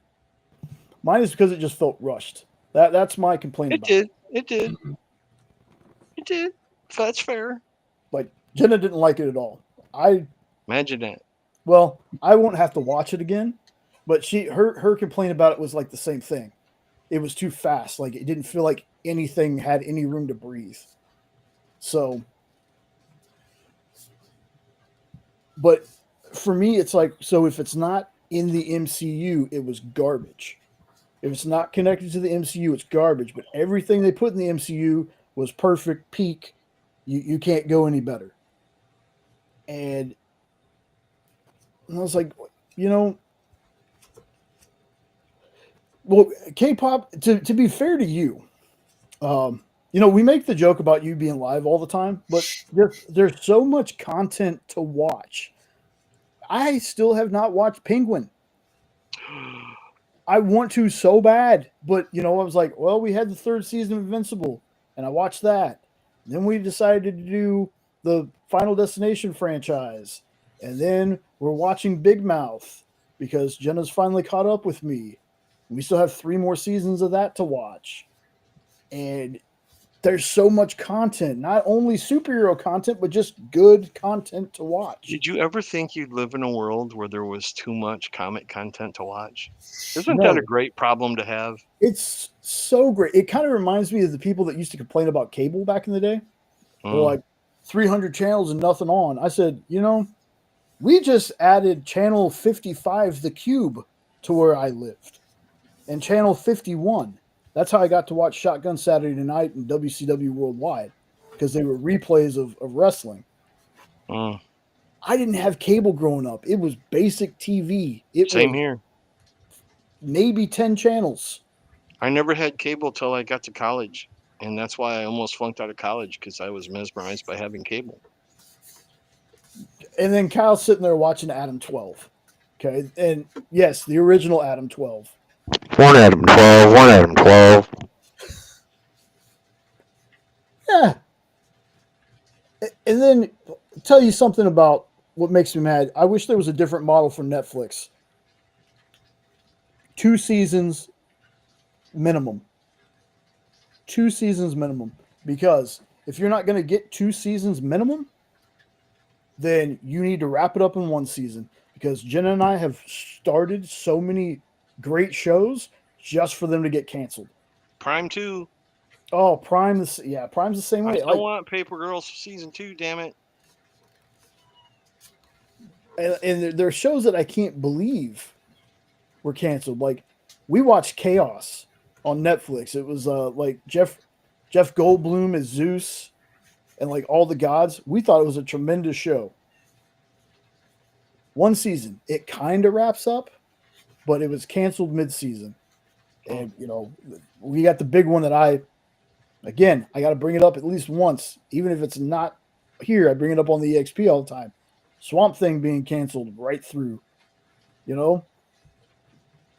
So it's hard to get, it's also hard to get invested in something. Like, that's the hardest part about streaming is getting invested. Because Tell unless me you about get, it. Did they really have to drop Swamp Thing after I got through like the first 4 episodes? oh yeah, that still makes me mad. Like, I can't find it. Like, I'm gonna eventually just buy the freaking Blu-ray set because it's out there. Yeah, I'm just it's gonna one of those buy it. things. It's like in that licensing limbo kind of thing. Yep. What was that on that service you had me watching it? Tubi. That was Tubi, yeah. That was it. Yeah, there was a lot of DC animated movies on there too at one point, but I feel like they're all gone now. And it's maybe just like a handful. Jim Reed just shot his first bad guy. I need to pause for station identification. I will be right back. Okay. Yeah, like you had. It's hard nowadays with streaming unless you get those shows like Invincible or like The Boys, where 3 episodes in, we've already been renewed for seasons 2 and 3. Right. I don't think he. Oh, they got the toys. Yep. They got the The toys. loudest ball.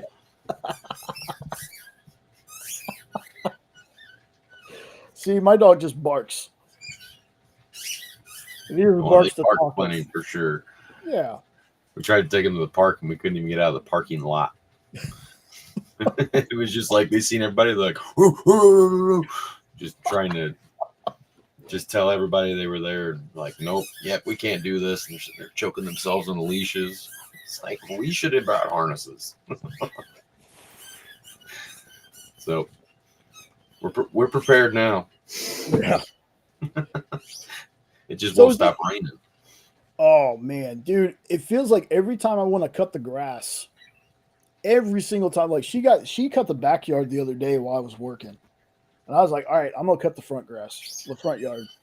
Well, today I woke up at like, you know, it's 97 degrees outside. So I was like, nope. So the one time it didn't rain, it's too damn hot. So I was like, you know what? I'm gonna wake up early tomorrow because I like it. The backyard is like we cut it 1 week. The next week it looks like we didn't touch it. The front yard has those freaking bunny ears sticking out everywhere. Yep, same thing here. We got one patch that has all those little bunny ear weeds. It's just like, I just cut yesterday. Yeah, we were talking about every time I'm about to mow the grass, it rains, and then you cut the backyard the other day. 3 days. 3 days later. 3 days later, It was all the way back up to my knees. yeah. I don't know what kind of grass is back there, but it's all different kinds too. It's all. Oh, guess what? When I mowed 2 days ago, didn't I? Yeah. Yeah, parts, but what fuck? Crash out bunny ears! I will destroy you. Yard does look good though. The Thank backyard. you. It doesn't now because of the damn bunny ears are already back. Yeah. Yeah, woosah.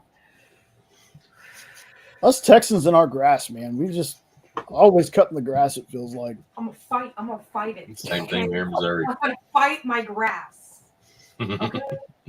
I'm gonna fight it. Our front yard, there's something taller than me growing in our front yard, and it's only been 2 weeks. A blade of grass? Mhm. Shut up, Ed. Shut up, Ed. You know, I will say this. I'm deaf in one ear. I didn't have my headset on. I was coming out of the hallway and I could hear her yelling. I'm like, something's got Jena lit. Yeah, it's grass. It's bunny ears. I mowed 2 days ago the backyard, and there's already bunny ears popping up, and they're tall. They're taller than our dog. We have to keep them on a leash so we don't lose them. Right? Right? Penny, my mother-in-law's little wiener dog. She comes hopping in like a bunny. You don't even see her in the freaking grass. The wiener dog, is that the one that you ride like a horse? Poor Penny, it's like you see this when she's coming up to you.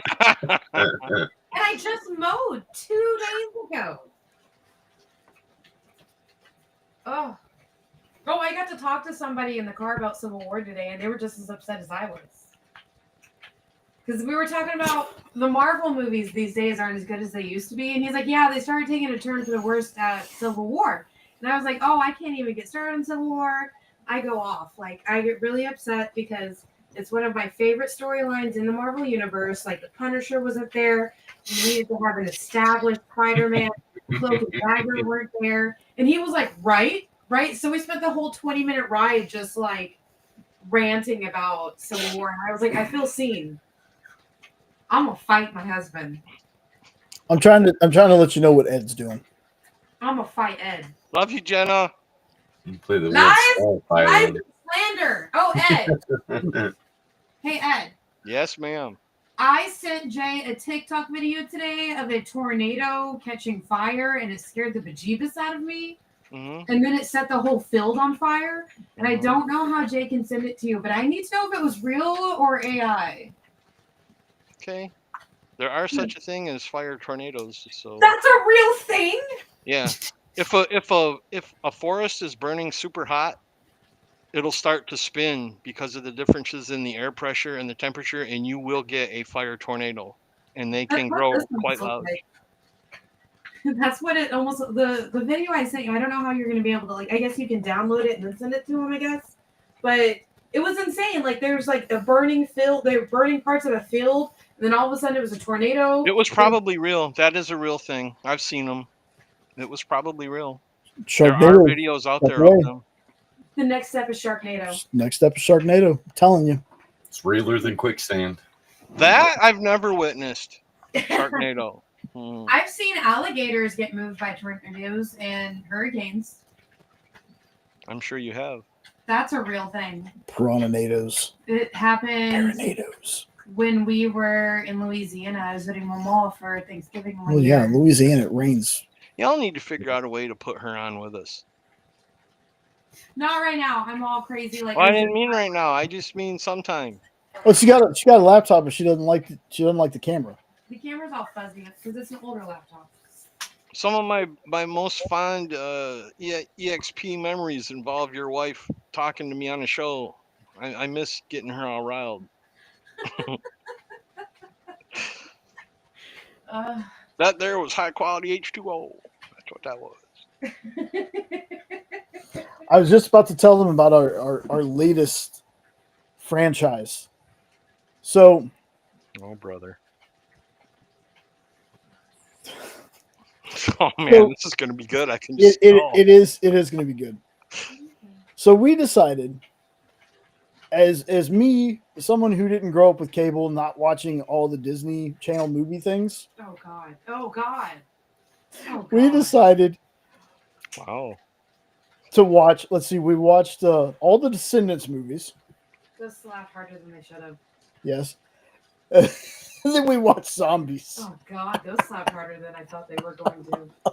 I thought they were going to be 100% terrible. Yeah, they were only like 45% terrible. We just randomly pick a Disney animated, like, what is it? Just Disney Channel movies. Disney Channel movies? Disney did a zombie movie? Oh God, it's zombies and aliens, and then there's also zombies and werewolves, and there's the next one's supposed to be zombies, aliens, and werewolves.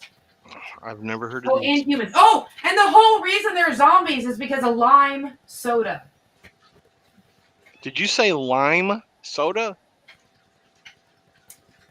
That's why their hair is green. They're musicals. They're terrible, but They're Not as musical. terrible as you would think they would be. Zombies sing and dance. I my want God. to eat your By the way, brain. guys, I Nom want you nom guys. nom nom nom. Damn it! I want you guys to know this, okay? Jay had to talk me into watching all of these. Yep. I had no interest in them. Nope. And then he was like, "Oh, come on, let's make fun of them." And I was like, "Well, fine, whatever. I'm just gonna play a game on my phone while they play." And damn it, if they didn't get me interested, and we watched all of them in like a day. Yep. My wife and I do that sometimes. We pick a franchise, whether it's good or bad, we don't know, but we usually see it all the way through. Yeah. So I'm like, what's a semi-terrible set of movies we could probably watch? Yeah. Then we waste a day watching Oh my god. zombies. The first Descendants movie, those songs I still sing. And it's your fault. I didn't want to watch these movies. You made me watch these movies. Yep. And now I He sing made that me song. watch these. Now the only ones that are banned are High School Musical. I don't want to watch those. I can't do High School Musical. Yeah. I can't do it. I think our next set should be the Twilight films. Oh god. Well, I mean, if we watch zombies and freaking Descendants, pretty sure I can survive through Twilight. Yeah.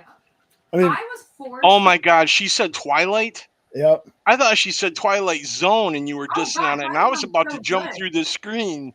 Like, don't you be dissing on Twilight Zone now. Classic, I love dude. Twilight Zone. Thank you. The Scary Door. You could not. I would pick death by duct tape over watching the Twilight movie. Stuff like that. The Burning. I'm sorry. The Burning Bull. No, I have I no had to interest. watch all those films in theaters twice. One time to make sure it was okay for my younger sisters to watch, and the second time with my younger sisters and one of my little brothers. Death by duct tape sounds kind of kinky though. Yeah. Okay. Death by Burning Bull. All right, I This was moment I was trying to G-rate what I was going to say, but if you'd like me to tell you, I'll tell you. Rather The Pair of Anguish. crazy. I'd glue rather bomb. have the curlies plucked like a chicken than watch those movies. Okay, that's why I chose Death by Duct Tape. Well, Curlies. apparently, now I never watched the last one, but apparently the last one's not too terrible. Oh yeah, that's a resounding way to, Hey, that's how I felt. encourage about me. the It's Descendants not too movie. terrible. They weren't bad, but the fact that we're grown folks watching these movies is Did you ever watch the Xenon movies? no. Make my heart go boom boom, my supernova girl. Crap. Okay, guess we're watching those sometime. Heck yeah. But we it's the go real from like the Alien Predator franchises to Final Destination to Descendants to Zombies and then back to Resident Evil, Yeah. We watched all of the Underworld movies. all the Underworld movies, Um, the Conjuring universe. oh yeah, we watched all of those. By the way, apparently Annabelle has now ended up in the UK. She can stay there.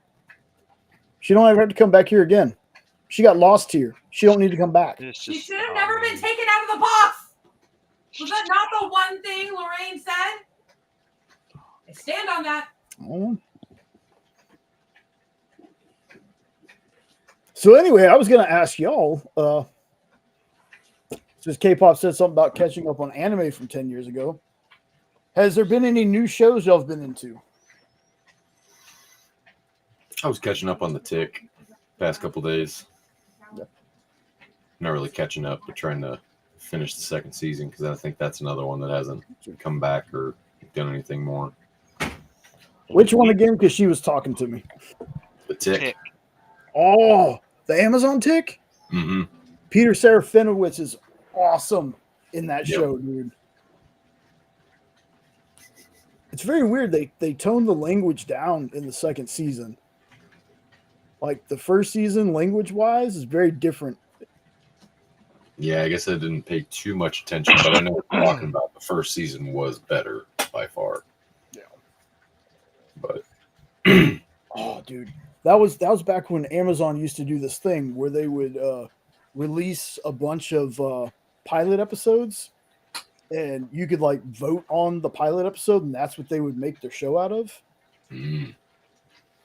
And no, Kyle, I'm glad you brought that up because I want to watch that. he's hooked on Crystal Maze. Maze.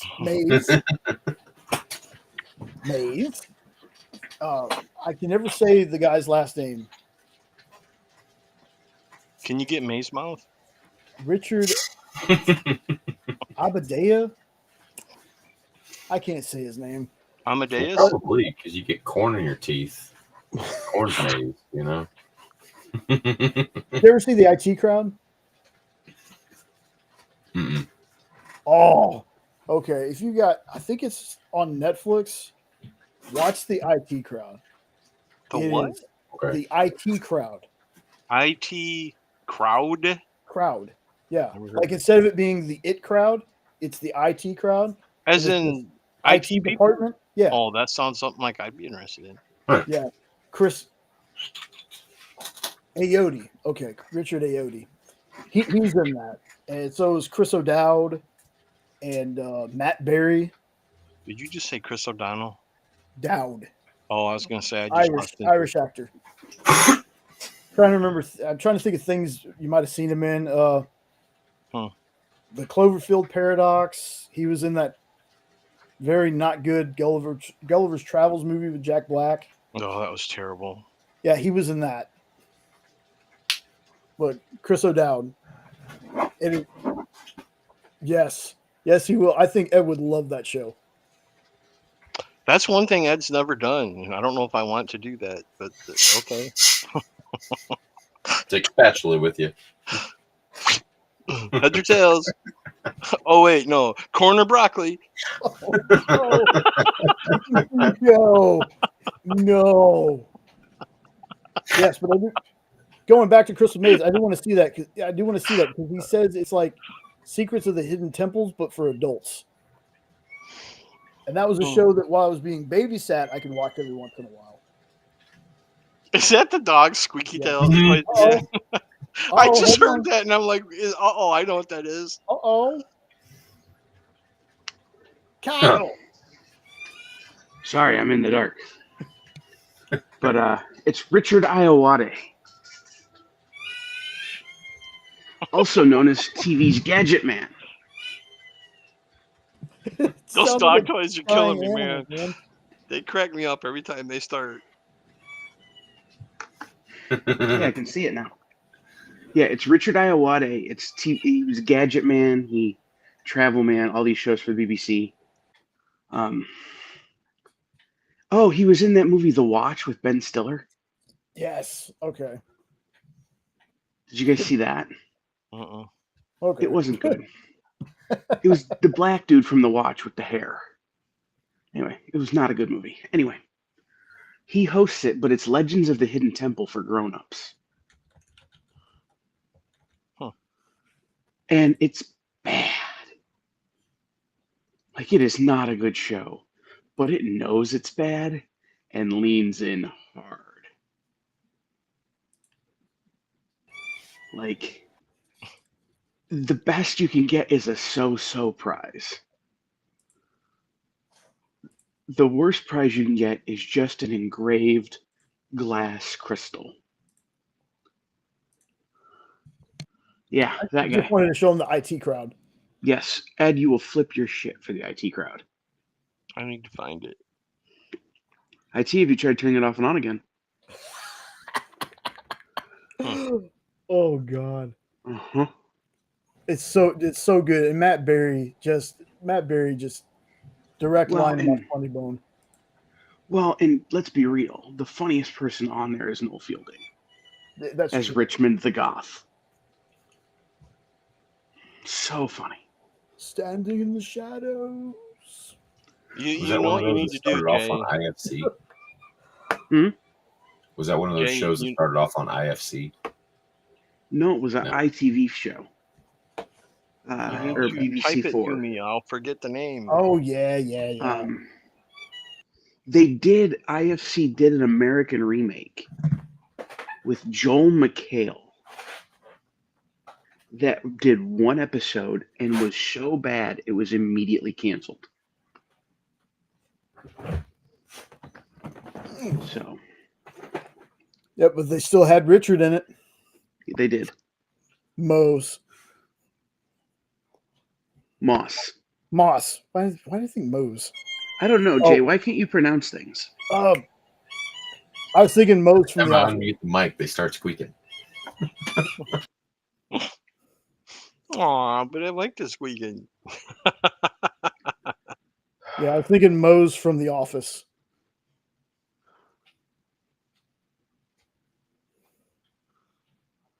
I really want to tell you guys the big EXP news that I got last night, like at midnight. But I can't. That's the same thing I said. That's so mean. That's just mean.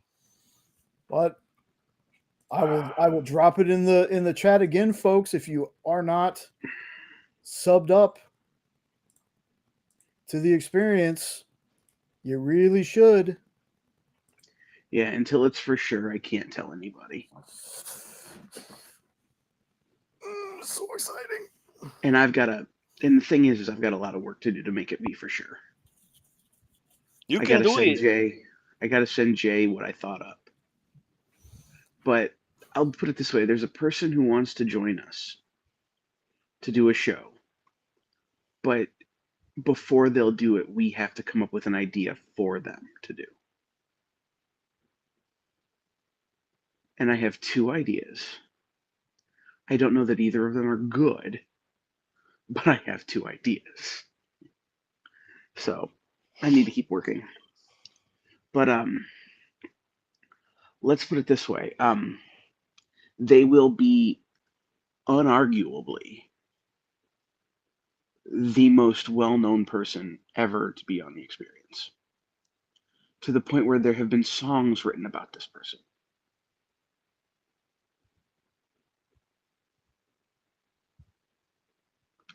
As well as comic books. Kevin Smith? No. Oh.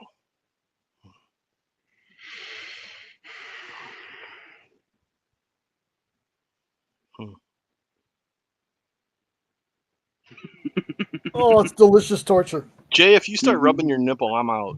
I Knock it off. did a little while ago. Ironically, that's another clue. What?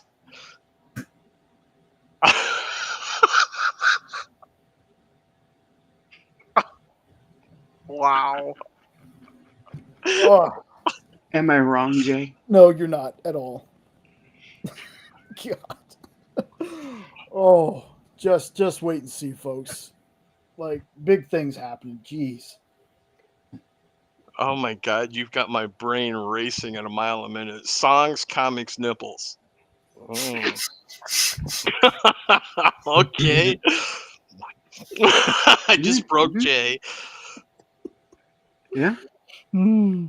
Also, movies and television. At one point, they sold beer with standees that went to comic shops, which was weird.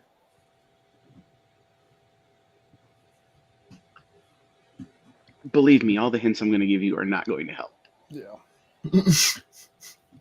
Yeah, the only nipple thing I can think of is when Jim Carrey's rubbing his on the window above his Uncle Billy and Cable Guy or whatever the hell that was. Yeah, that's not it. That's not even close. I didn't figure it was, but you blew my mind with that. Billy. Not within a million miles. Oh.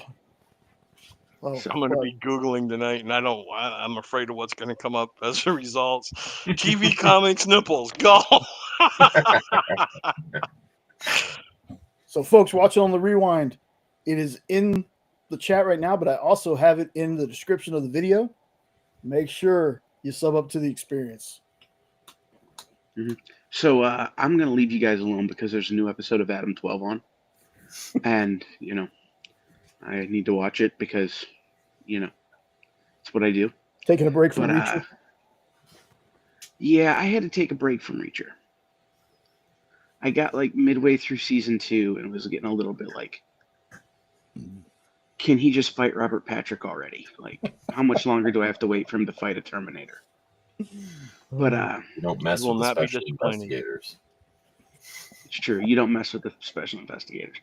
But no, I'm taking a break from Reacher for a day or two. But I wanted to. Let's try that. Oh, I'll be on CBSN tomorrow, 10 until I run out of stuff to show. So that's fun. 10 a.m. Doing something in the morning. Ooh. I'm gonna be grumpy pants. Grumpy Pants I gotta God. get up at 5 for a yard sale.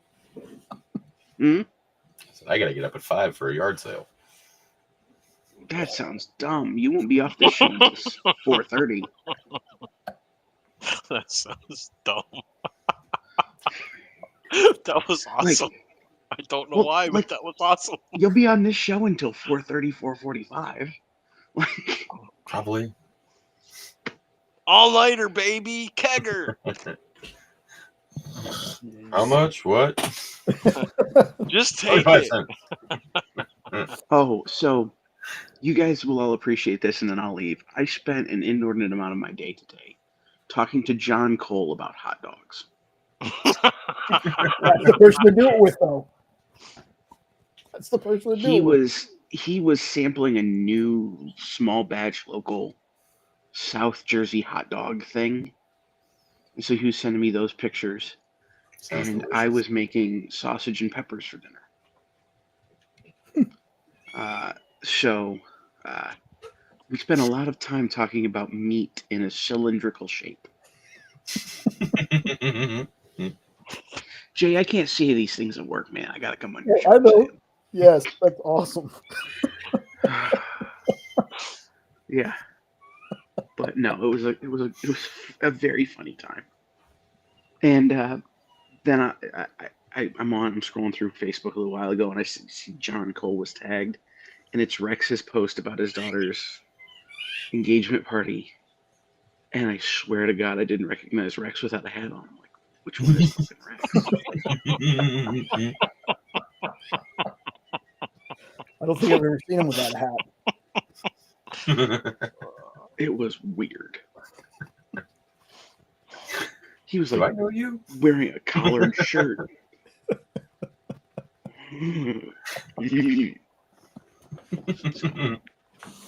All right, fellas, have a good rest of the night. I'm gonna get out of here. Take care, man. Yep. Ed, if you can't figure it out, just text me. Will do. All right. Talk later. Later. Yep. See ya. He's going to be getting texted because my mind is blown at comics, movies, nipple rubbing. I don't even. Who is famous for rubbing the nipple? You know, the thing is, he kept going, and I was almost like, Kyle, if you give any more clues, somebody might guess it. So let's not have him guess on the show. You do know that my mind is now preoccupied for the rest of this show thinking of what this could be. Yeah. Just let you know.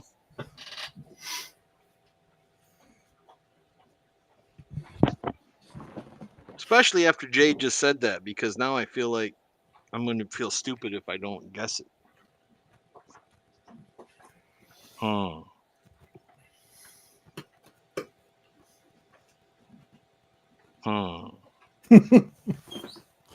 next topic. What are we talking about?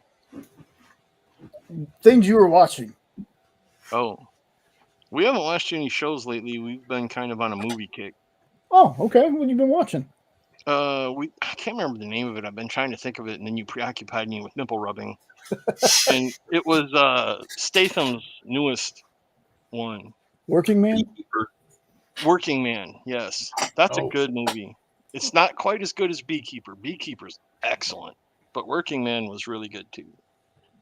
We watched that one the other day. Tried to watch Dracula, but that didn't go. Man. That one's on Netflix, you guys said? Yeah. Dracula one. Yeah, you'll have to tell me all about it, because I don't speak Taiwanese or whatever the hell they were. Oh, okay. One of them kind of movies. One of those kind of movies, yeah. Well, it's like the BBC Sherlock, where it's like an hour and a half episodes or something like that. I wonder. That was a good show too. Nope, just movies here. Ooh. Killer of Killers is out. That Predator one. The Hulu, yeah, well, that's on Hulu though. We watched Maverick again too, but I know you haven't seen that yet. Nope. It's on the ever-growing list of things you need to watch. That is such a good movie, man. And the best part of it is how much it makes you hate John Hamm. Is that his name? Is it John Hamm? Sounds right. Yeah, He is such an a-hole in that movie. That when Maverick has his comeuppance, you're just so happy that it happens the way it happened because he's such an a-hole in that movie. he plays a good jerk. He does. He plays an excellent jerk. I don't think I've ever seen him in anything where he wasn't a jerk. Nothing comes to I've seen mind. him in some funny stuff, but I can't think of it. I think it was just probably like clips or something like that. But He's pretty good in Tag. yeah, that's what it was. He was in Tag? Mm-hmm. That was a hilarious movie. I He remember was, loving that movie. The one friend gets a job as a janitor at his office. Mm, And that's how he tags him. The guy he's tagging is John Hamm. okay. I might have to give that a rewatch. Yeah, Jeremy Renner is the one that nobody's ever tagged. Yep. Oh my God, that's right. Yeah, it was Hawkeye. Yeah. Doing Hawkeye things. And he did that movie at one point with CGI'd arms because he had broken both his arms doing a stunt. No kidding. Involving a snowplow? No. That was much later. That came later. That came later. I was joking. I know. Wow. If he ever comes back to the Motor City Comic Con, I gotta find something like a model snowplow for him to sign for me or something, just to see what his reaction is. Really? Bringing a tractor with a plow. Will you sign I it? don't know if Jeremy Renner has that good a sense of humor. He almost died. I'd be the one to try to find out. He'd be like, too soon? Yeah. I wanted when Undertaker was at a con, I wanted to take a cucumber and ask him to sign it.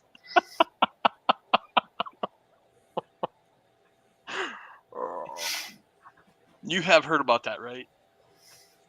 I haven't, no. Okay. I will tell you the story. The rumor started that Undertaker was afraid of cucumbers. Oh.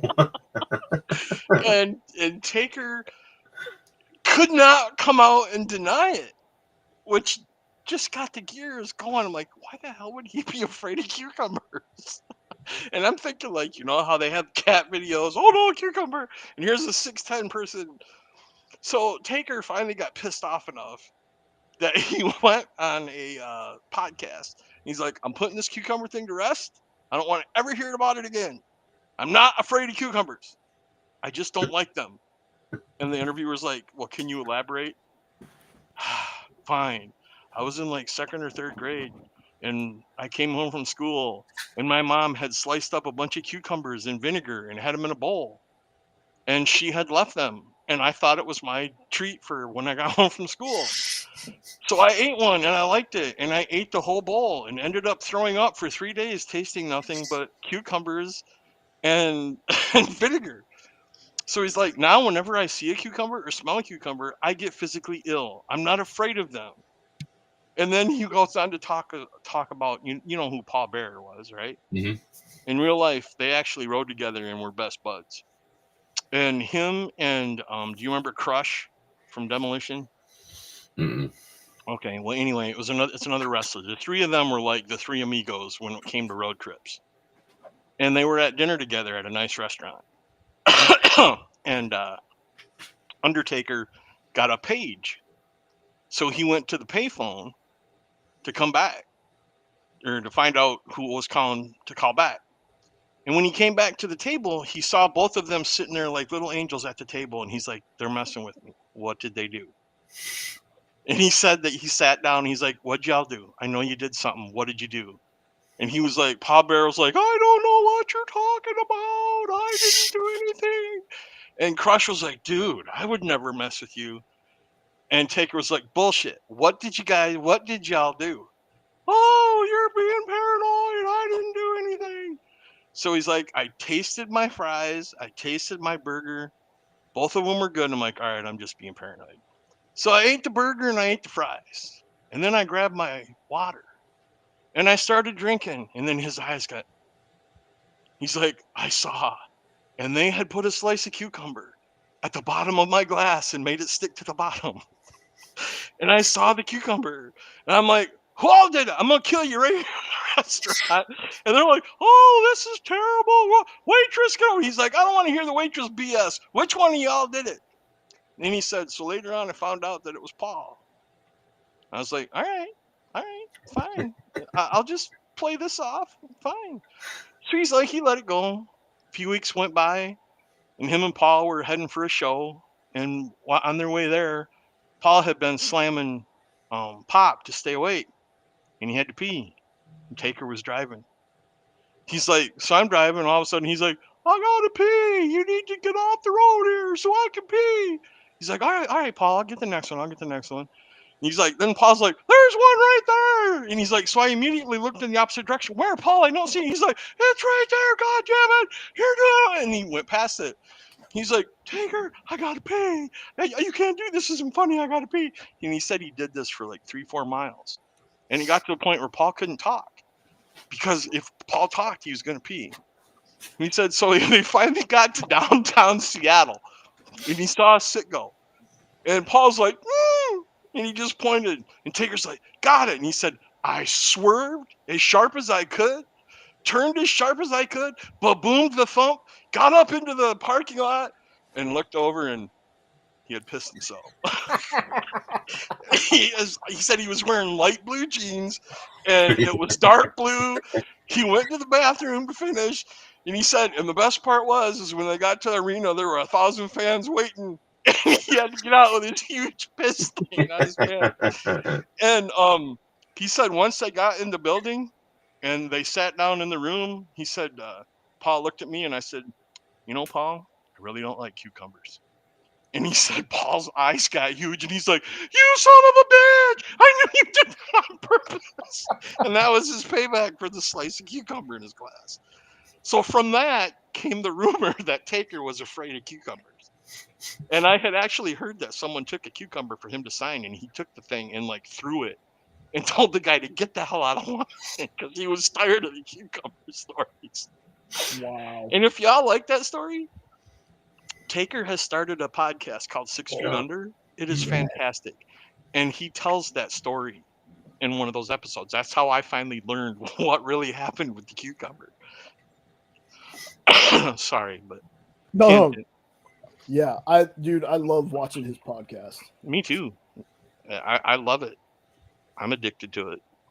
I don't know who the flippin' hick is that's interviewing him or how he got to know him, but somehow they're friends and he knows all the wrestlers.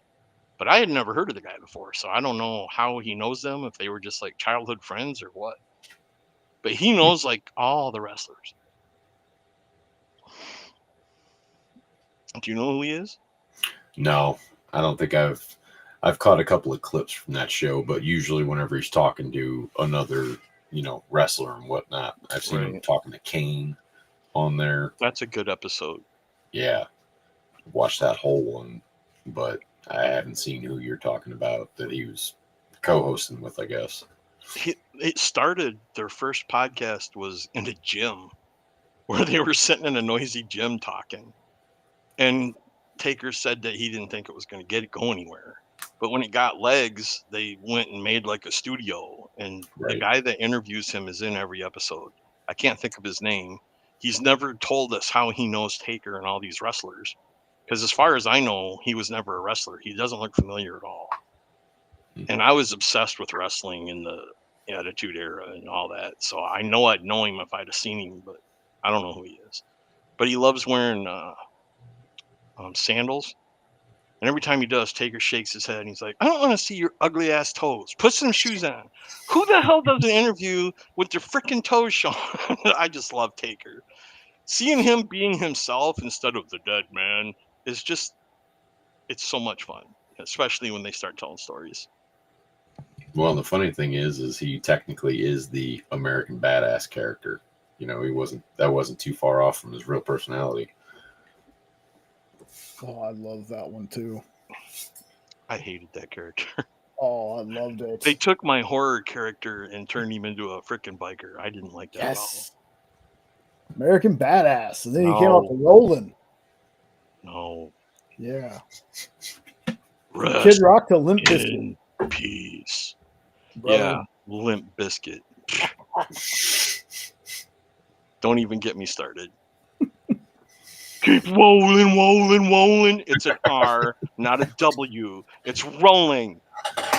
But anyways, I'm done. Rolling, rolling, rolling. I'm still trying to picture the rubbing of the nipple. It won't go away. Whoever this guest is, you better not ever have me live because I'm going to come right out and say, why do you rub your nipples?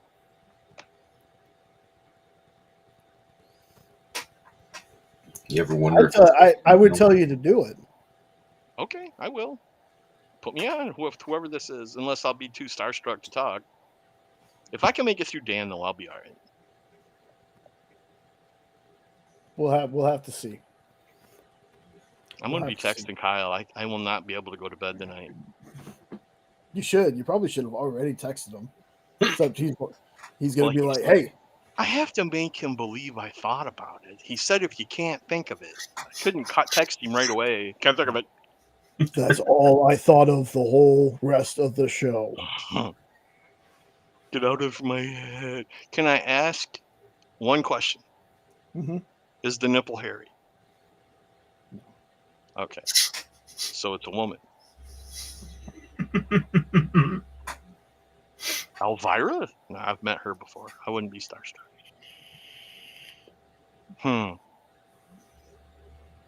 I mean, that doesn't feel too far off. No, it don't. I just guessed it, didn't I? Master of intellect. We'll see. Wow. We'll see.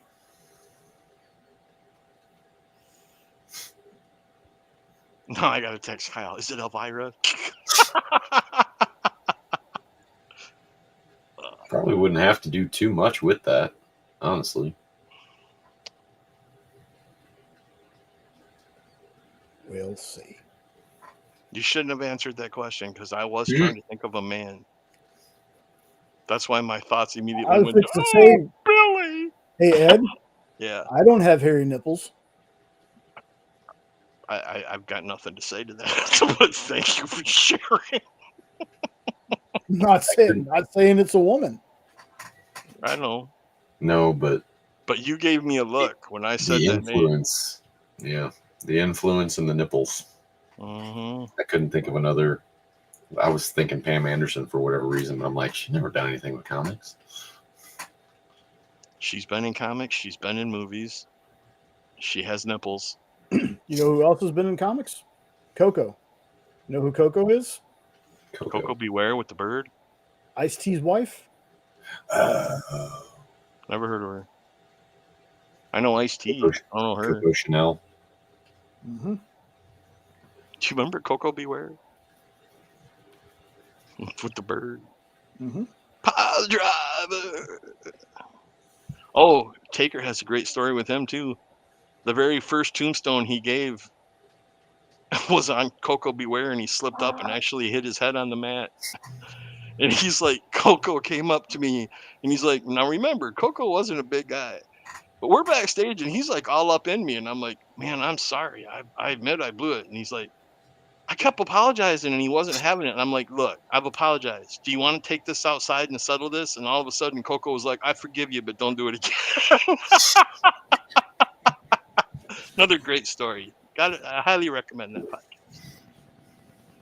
Wow, I couldn't imagine, even with a ladder, getting up in freaking Undertaker's face. No thanks. In Undertaker's face, no. In America's Badass, yeah, I would have. Not with Taker, no. Taker was like the supernatural. And to this day, I'd love to know how they coordinated that lightning. When him and Kane were having a lightning fight, because I was at the Joel when they did that. That was not television, special effect. No. But I'd love to know how they did that, how they got it just right. And I would not want to have been the guy in charge of aiming those or whatever. Because the No. guy that lit Undertaker on fire almost got killed, but he quit and ran out of the building before Undertaker came back from the match, which is another great story that he tells. I'm done. I won't talk no more Undertaker. I'm sorry. No, I'm just remembering how freaking awesome Undertaker, especially was back in the day, man. The 'Cause Ministry of Darkness. He was one of those guys that, for his size, what he could do, like suicide dives from a guy that big. Old school walking on the top rope. Yep. Which is something that even the Nacho Libres or whatever they're called don't do. Lucha Libres. What was Jack Black's? Wasn't he Nacho Libre? That's what he was. Yeah, That's a that's luchador. Well, that's why I said it. Lucha Libre. I've never seen that movie. Oh yeah, I forgot Kpop's in Michigan. I missed the Joe too. I got a lot of good memories at the Joe Louis Arena. Saw Kiss there. Saw many New Kids wrestling on the events. Block. What? New Kids on the Block. I say Kiss and you say New Kids on the Block. Yeah, because K-pop said I saw New Kids on the Block. Oh, I can't see the screen. I'm blind, so I didn't know she said that. I thought that was your comeback for Kiss. I'm like, really? What? That's a horrible comeback for Kiss. I know. I thought you were having a stroke or something. I'm like, what the hell's wrong with Jay? Kiss. Judas Priest. Breaking the law. Breaking the law. Nope's like, what the hell's happening? No, nothing surprises him. I heard it all. He's heard too much of my bullshit over the last couple weeks. Working on that channel, he's probably so sick of seeing my name pop up. Speaking of which, that's a couple of little thing I wanted to. Luchas walk the rope. Yes. So much hockey.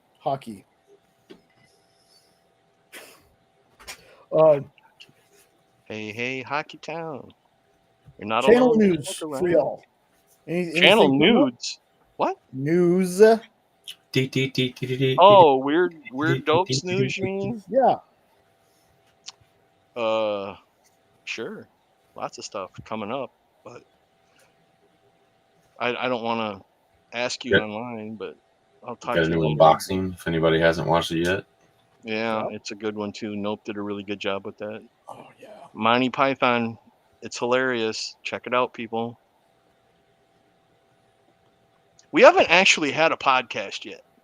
We're called Weird Dopes Podcast, so we need to do a podcast, but we're in the learning phases right now of how to edit, how to record, and we're getting, I don't toot our own horn, but we're getting pretty good at it for only doing it a week.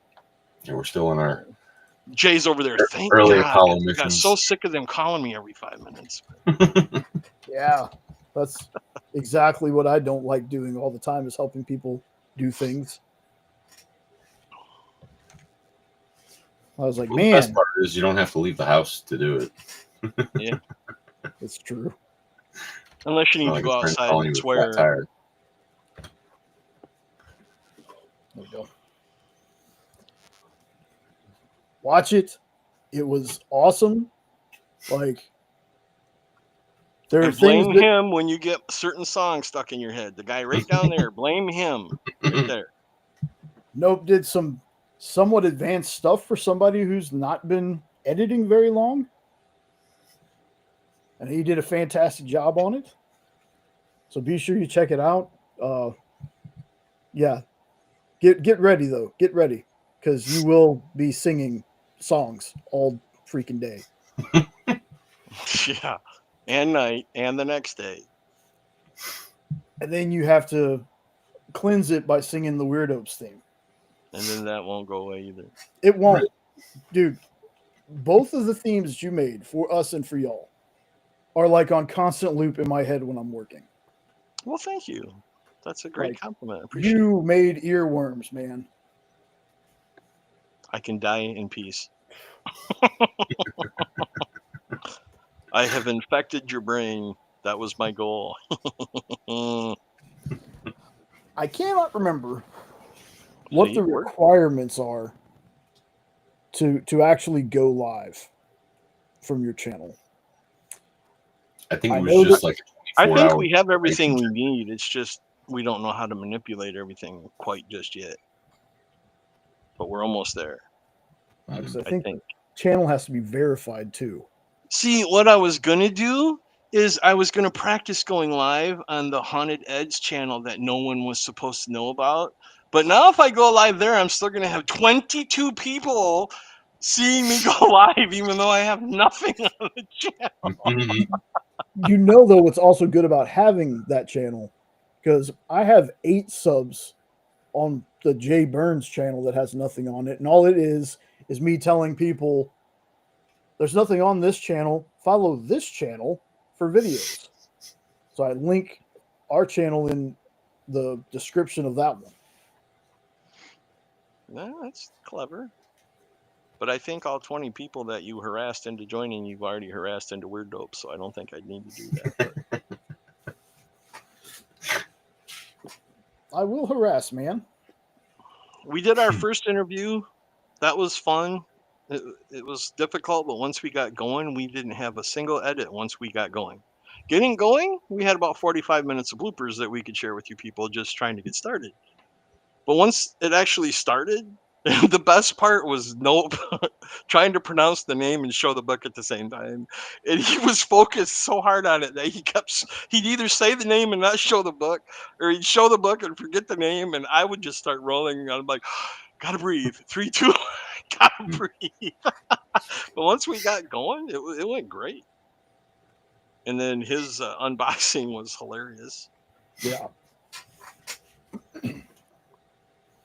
So you all recently had your first interview with an illustrator, correct? Yep. She Well, illustrated a book, while a kid's I'm book. here, Emma's ahead. Mommy Went to Heaven, right? Yep. And you can buy that on Amazon or Barnes & Noble, and we put the links on the video on our channel. Which, if you want to share them out, you can share them out too. But basically, it's a way of talking to children about a death in the family, and because that's such a touching topic, and yeah. And she was quite flattered to find out that Nope had bought several copies to share with his family. So, well, not several, but yeah, a few. You're just as bad as Jay. Take the damn compliment and shut your pie hole. Just like when I was complimenting you about your video, you're like, well, I'm like, just take the compliment. You did a good job with it. Ooh, okay, real fast. Yeah. So the links that are in the description didn't work. Well, they did. Man, don't do that to me, punk. Oh, I can't do it on here. I can't do it on here. What? And I wasn't Chat. sure if the Monty Python link was functional either, because it worked on my computer, but I couldn't get it to work on my phone. Did you try copy and pasting it? Because the one concern I did have is that it dropped it into 2 lines. There's to purchase from Amazon and to purchase from Barnes & Noble, but neither one are clickable, but also they cut off. In the description, yeah, I seen that same thing with the Monty Python one. Oh, I wonder why. So whenever I clicked it, it wasn't able to be like create hyperlink or something like that, you know.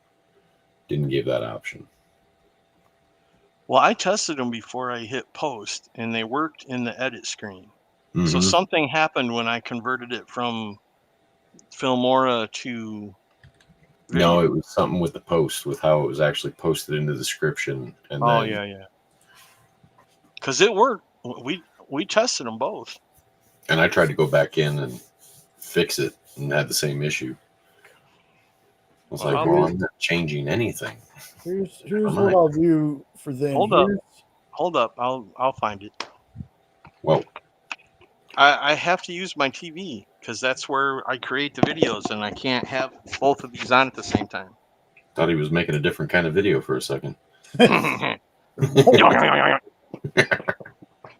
Oh, Jay! Oh, Jay. Yeah, that sounds about right. Oh, Jay.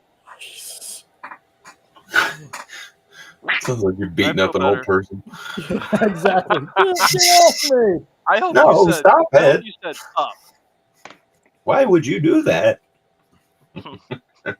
Oh God, you sounded like the creepy grandpa from Family Guy.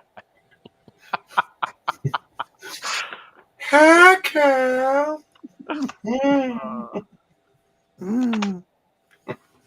Got some popsicles in the basement. Get back here, you fat son of a bitch. Dude, Nope, you're killing me, man. one of our ex-friends could do that voice too perfectly. He would call me and like creep me out, leave me messages like that. It's the whistling S that's hard. Yeah, and he could do that. All right, so Great. Now I got weird dopes running through my head because I'm on our channel. so I found the Barnes & Noble and the Amazon links, and I did drop them in the chat. So what's wrong? What's the difference? Do they look the same? No, Because we got them from her. We got them right straight from the illustrator. the ones posted in there are cut off for some reason. Yeah, because it also doesn't add the whole underline to make it the hyperlink either. It's just text. Well, I will see if I can fix that now because we owe it to the illustrator because she did a fabulous job. Now see, when I'm in the edit screen and I right click on it, it takes me right straight to the site. And the book is right there. Yep. Same So thing it works fine on the edit. on a computer too. So now you're telling me if I look at it at the video, it don't work. Correct. Yeah, because I was on the video trying to get the links. Because I noticed that with the Monty Python last night. It's like, and then went into the studio part of it, changed it, put exactly the same thing in there, and I go, well, this isn't going to change nothing. So is that something we did wrong? Jay, is there a trick to posting a link? Should have been. Sorry, I don't mean to interrupt your. No, dude. No, you're good, man. You're good. The Hangout. If I can help during the Hangout, that's even better. So, I would go back into the YouTube studio. That's where I'm at edit. now. Okay. I'm in edit right now. Oh, yeah, it truncated it. Yeah. Well, how the heck do you stop that? I don't know because it works fine in the edit screen. When I'm in the edit screen, I right click on it and say go to this link, and it takes me right to where her book is. Yeah, because it abbreviates it, cuts it off once it's actually posted, I think. Yeah, because I even went to my phone to see if I could click on it there, and it's not showing up like that. I feel like it shows even less of a link on the phone itself. I'm going to try to fix it right now, see if it'll let me.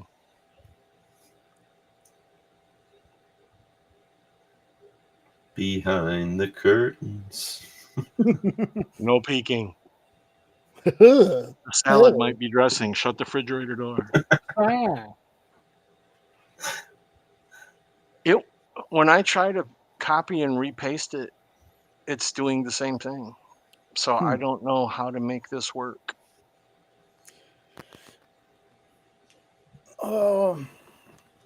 If you can't get it to work in the description for now, post a comment. Yeah, post a comment, and you can, if you space it enough to put both links in there, you can do what's called pin the comment.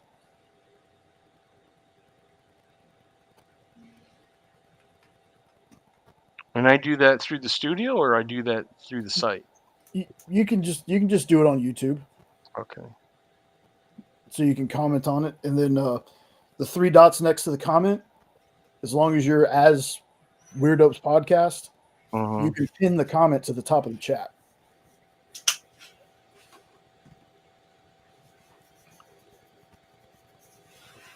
All right, that's fixed. But now we need to. Do you hear the song? Coming at you. I didn't hear it. Weird Opes. Are you down to Weird Opes? All right, does that work, Jay? Can you see my comment and do the? Well, I'm refresh the page. Okay. Yep. So. And I copied and pasted that right from the studio, so I don't understand. Yeah, for some reason it's truncated, but again, I'm also looking at the folks you tagged, and for some reason, only 2 tagged people show up. Like to where you can click on them. Crazy. So I don't know if that it's an issue with other things the other channel tags. Yeah.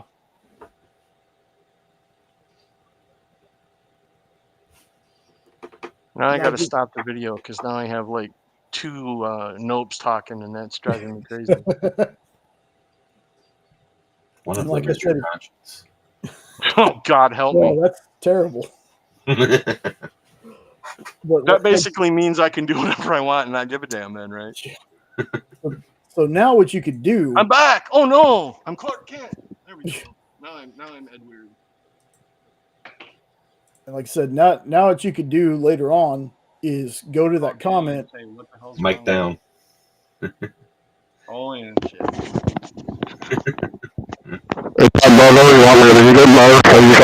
Jesus. We were approaching our landing. Okay. We were starting on recorder, supersize recorder. So Kpop is saying that there's been an issue with tagging. Okay. But I would tell y'all, just in case, when we get done or whenever, go back to that comment, hit the 3 dots. I did. I hit pin to top. Huh. It didn't work?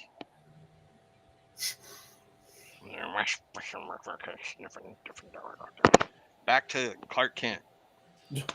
Yeah. I can still hear you, Nope. Behave. Just giving sound effects to the laptop. It says it's pinned. Maybe it's just not. It won't let me. It says you need advanced features. Click here to verify. Okay, that's all right. That's probably part of the issue is we got to get. There's some other stuff on the YouTube back end we got to get set up for y'all. Take a 6-second video of yourself. Take a photo of your ID. I'm not doing that. Or build history as you grow. I'll address this later. We don't need to interrupt your podcast. So, but I feel bad that her video don't work though. Well, the links are in this chat, and the links are in the comments of that video.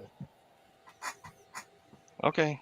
And yeah, but if people have already watched it and then weren't able to purchase it, they might be ticked off, and maybe that's why we're losing subscribers. Well, these assholes don't know what they're doing. They don't know what the hell they're doing. When you go back after the show, took our jobs. They took our job. We took our job. After the show, you can go back and edit the description and say links to purchase are in the comments. Oh, okay, that makes sense. Yeah, just edit it until you get the tagging stuff fixed. But that's not even going to work until I'm able to pin it, because then I'll have to search for the dang comment. So all I have to do is take a 6-second video of myself. I'm on there for like 3 hours. Bro, I don't remember how we did it. I thought it was just like a phone number and an email or something.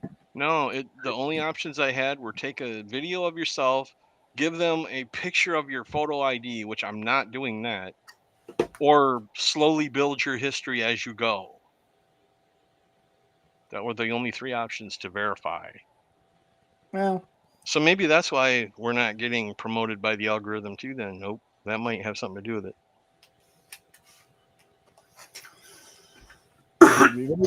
We'll figure it out.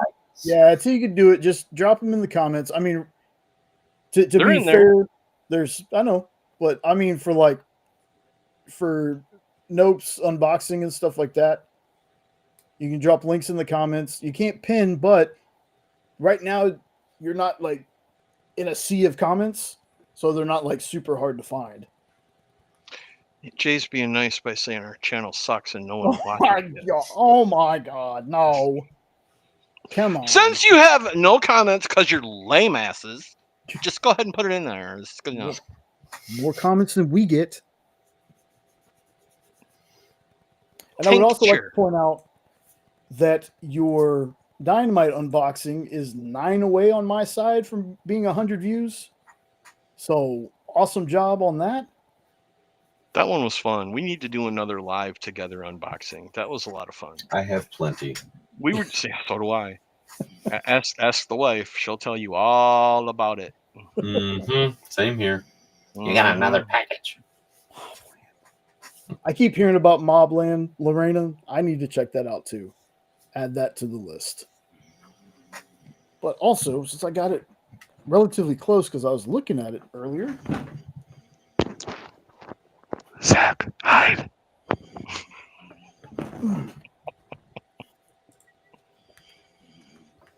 Oh, yeah, that's the book. Yep. Show them some of the art if you don't mind. The background that she was using was a page out of the book too, but we forgot to mention that in the interview. Real.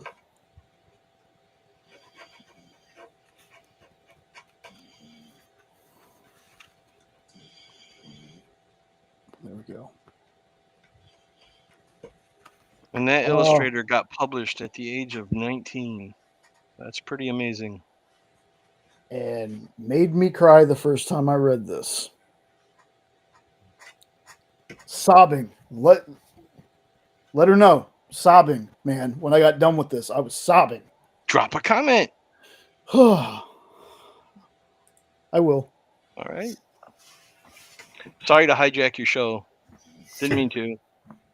My show is our show, is everyone's show. Told you I didn't have a whole ton planned today. This was more of a literal hangout and had a couple of things. Let it all hang out. Well, I mean that's for the OF page. How do you link that again? Nope, selling locks of his hair for $1 on Pinterest, or you can have the whole man bun for $45.95. That's cheap. $45.95. Mm-hmm, that is too cheap. I didn't say where the comma was. Hey, that's more like it. No, but if any of you out there have been watching any of our stuff, thank you. Appreciate it. We really do, because we're just learning and we're having a blast doing it. I don't think I've laughed as much as I've laughed in the last couple of weeks in a long time. Hell yeah, man. That's what it's all about. It's and we've got probably 4 hours of blooper footage if we ever decide to put a video together. Holy shit, you should make that a sub goal. Oh yeah. Good idea. We kept everything just for that purpose. And our interviewee had one of the best bloopers of all that will be included with her permission. No spoilers.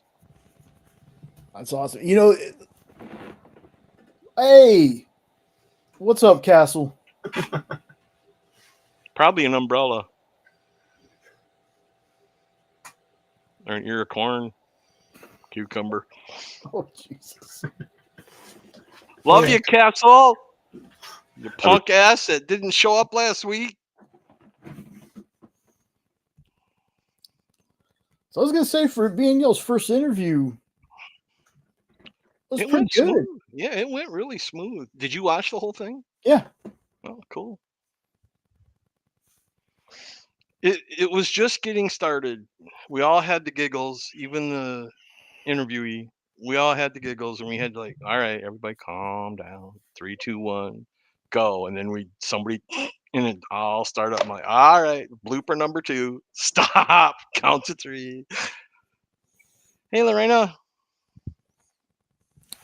Yeah, she says she's been watching Mobland. I heard great things about that show. I've never heard of that one. It's Tom Hardy, Helen Mirren. That is Venom, right? Yes. Notice I didn't say Bane, and there's a reason why, and don't do it. Ah! Stay away from the cup. I have my cup right here. Well, put it What's back down where it wrong? belongs.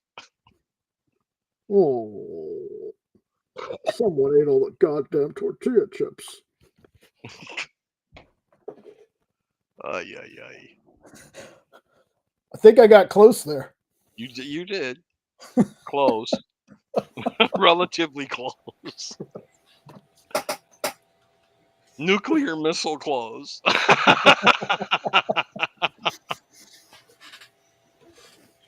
wanted you to shoot soda out of your nose. No. You wanted what? I didn't hear what he said either. I wanted you to shoot the soda out of your nose. Yeah. You ain't gonna get that with the Bane voice. Close enough. You almost got it. If I'd have been drinking when you started doing the chest rubbing thing, you probably would have got your wish, because I was not expecting to see that. That's right. That night that you got Jena, I walk in right when she turns her head and spits on my floor. She goes, "Well, it was either the entire screen and your keyboard or the floor." And I was like, "Well, I'll take the floor." Oh man. He's on the floor after the show. Yep. After that happened, I was like celebrating and high-fiving myself. I'm like, I got her. And of course, that was one night Nope went to sleep. He missed the whole thing. Well, I don't even think I was on that night either. No, you weren't. You were tired or something, or I don't remember. I was drinking. Yeah. Well, I wasn't going to say that, but you go ahead. So I was telling Ed, for it being y'all's first interview, pretty damn good job, man. Like, if you would have told me, like, if I didn't know that was the first time y'all interviewed somebody, I wouldn't have known. Well, I Thank mean, you. honestly, I've watched you guys do it so many different times across the EXP or watching Kpops. I mean, it could have been smoother, sure. And if it was live, I think it could have been definitely, a much longer one, because we could have just been free forming the whole time. But Right. Still trying to figure that stuff out. She wants to come back. She told us that. So yeah, we'll definitely be doing another one, I'm sure. Probably live. If she does another book, or she talked about trying to publish her art or something, we'll hook up. We'll keep in touch. Something about the author, maybe. Yeah, something. Yeah, the author has future plans for follow-up stories. The next one was going to be aimed at teenagers, I think she said. I think so. Yep. Nice. Well, here in a couple weeks, I'm going to have, and again, y'all are welcome. Come on. I'm going to have my buddy Edward Davis, who writes a story called Immortal Era. That's about basically a future from when people couldn't die. Like they can't die. Somebody kills death. And it's their fight to find out, find this book so people can start dying again. Because it's one of those, if you got shot in the chest, you don't die, but you feel that pain the whole time. Like it's one of those. It's not like you're numb to anything. Like if you get hurt, you're boned. So he was the first person. And I told him, I said, dude, you should have been the very first interview we ever did. And I said, I apologize for not getting in touch with you sooner. But this guy, when we were Triangle of Truth just starting out, I never checked the emails or anything like that. And one day, for some reason, I decided to check our emails. Well, this guy had sent us the first 2 or 3 issues of his story as PDFs. And I sat there and I read them. And I was like, man, this is a pretty good story. So I made a video talking about another book, and was like, "Hey, man, by the way, I don't check the emails. That was a Sean thing, and we just happened to miss it." And I said, "Dude, love your book. I backed a couple of them. Got a trade around here somewhere. The first part of it. Hold on, let me see if I can find it. Let's see. There we go.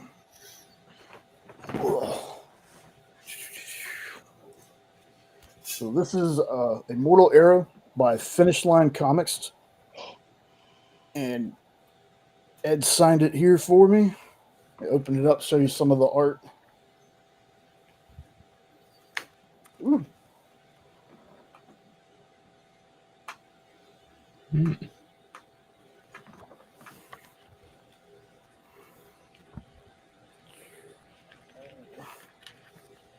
Ooh, come on. And since I have the single issues, I haven't opened this up to read it yet. But I can tell. Yeah. It's still pretty tight. Yeah, this one collects. Go ahead, Nope. Get it out of your system. Yeah, that's what she said. Yeah. This one collects issues 1 through 6. He has another story that I cannot remember off the top of my head. Hey, Stevie, what's going on, brother? But he was like the first one to ever reach out to us when we were first getting started. So been backing his stuff for a long time, and he got a hold of me a couple days ago. He goes, "Hey man, do you have anything opening up in like middle of July, maybe early August or something like that?" I said, "Yes." And I said, "You should have been the first person I interviewed, but I didn't know when we were going to start doing those." Because I told, see, here's the thing, Sean. I'm going to get on Sean for just a minute. Sean was like, "Hey man, we need to start doing lives." I was like, man, I don't know if anybody would watch it.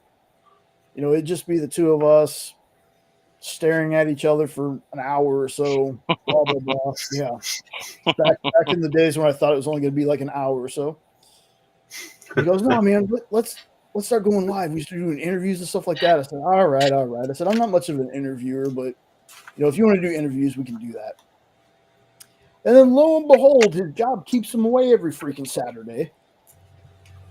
So, damn it, Sean. Hashtag blame Sean. Hashtag blame Sean. But, yeah, he's not going to be back. Sean's not going to be back till before Superman. So that'll be the next live he's on, because bet your ass we're going to be watching Superman, talking about that. So in a couple weeks, I'm going to have Edward Davis on here talking about, I think it's another Immortal Era, or it's his other book, and I cannot remember the name of it to save my life. And Ed, if you watch this, I'm sorry. But again, y'all are welcome to come on. I like having creators and other folks on together. Eventually, I'm going to try to get Joey and some of those guys on here too. Are we officially creators now? You've been creators. Wow. I never thought of it that way. Yeah. Just like I don't call y'all my guests anymore. You're just the other hosts. I've heard you call me other things too. Yeah, sure have. I've earned every one of them. Yeah. But,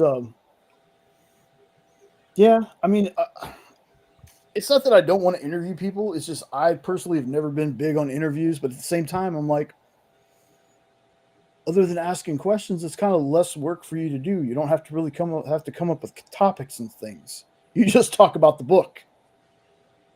So, well, and I think Nope's right. If you did the interview live, I think it could go on for much longer, because you could start a conversation. Mm-hmm. But when you're recording, it's basically ask the question, answer the question, that's it. Yeah. But I did like that last bit. When I asked her if she had any closing thoughts that she wanted to share, that was not rehearsed. She pulled that out of her head, and it was a fantastic ending when she was telling people to follow your dream, and none of that was rehearsed. She spit that out on her own. Yeah. Again, that interview is in the chat somewhere.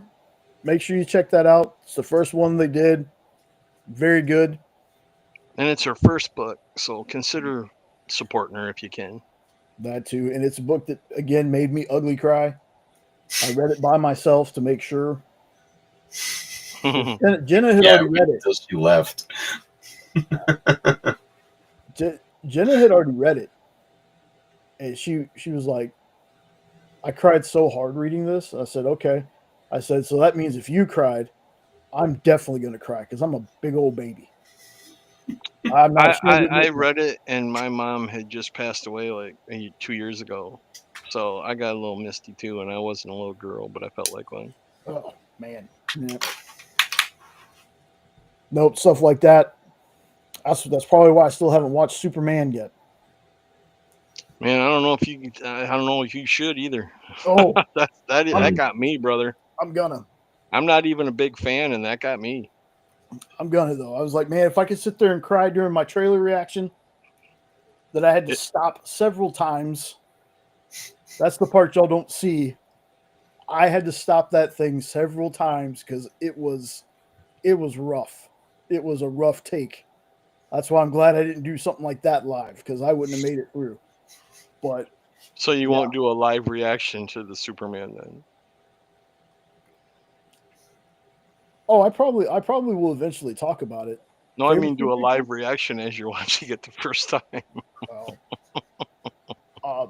Favorite one that I own? Oh, that's a toss up between Superman Unchained and all the Death of Superman stuff I have. And one that's my favorite that I don't own yet is Superman Smashes the Klan. I don't own that one yet, but I have read it. As in the Ku Klux Klan? Yeah. Oh, well, that and I guess you read it digitally. Mm-hmm. Yeah. Yeah, that one's fantastic. It takes Superman back to old school golden age where he can't fly. It's got a very manga inspired art style to it. And it's just a really great story. And I love the suit. Like I love how Superman looks in that book.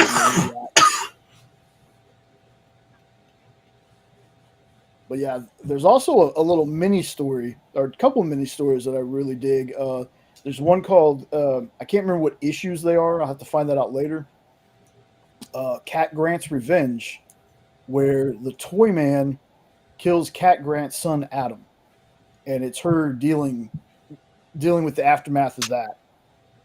And then there's another one where we have racist ass Bloodshot. One of the Bloodshots was like racist to the bone, and I think he's got a hit out for Jimmy Olsen. I think that was like a 2 or 3 issue little series, but I have those coverless. But that's another one that it's the Bloodshot because you really hate this dude. Like there's been 2 or 3 Bloodshots, and the racist Bloodshot one is Bloodsport. There's okay. Bloodshot, Deadshot, Bloodsport with Van Damme. No, the character like in the Suicide Squad played by Idris Elba. That was Bloodsport. Oh, the second one. Yeah. Yeah. Yeah. The first one was Deadshot with Will Smith. Yeah. Yes. There's 2. They're all so freaking close. So yes, Bloodsport. There's a racist Bloodsport. So you have the original one, like Idris Elba played, or he was the second one. I can't remember. And then you have like this really racist one that's like the opening scene of that book makes you hate this dude like 1,000%. I'll spoil a little bit of it for you. So there's a woman in an alley being accosted by this gang. It's an African American woman, and it's just this gang of dudes. And Bloodsport shows up. He caps one of the dudes, calls the other dude a race traitor, kills him, and then somehow the victim starts, saying did you know what they were gonna do to me? And he said nothing less than what you deserve or something like that, and then shoots her. Like this dude was a jerk off to the max. Like I hated the character.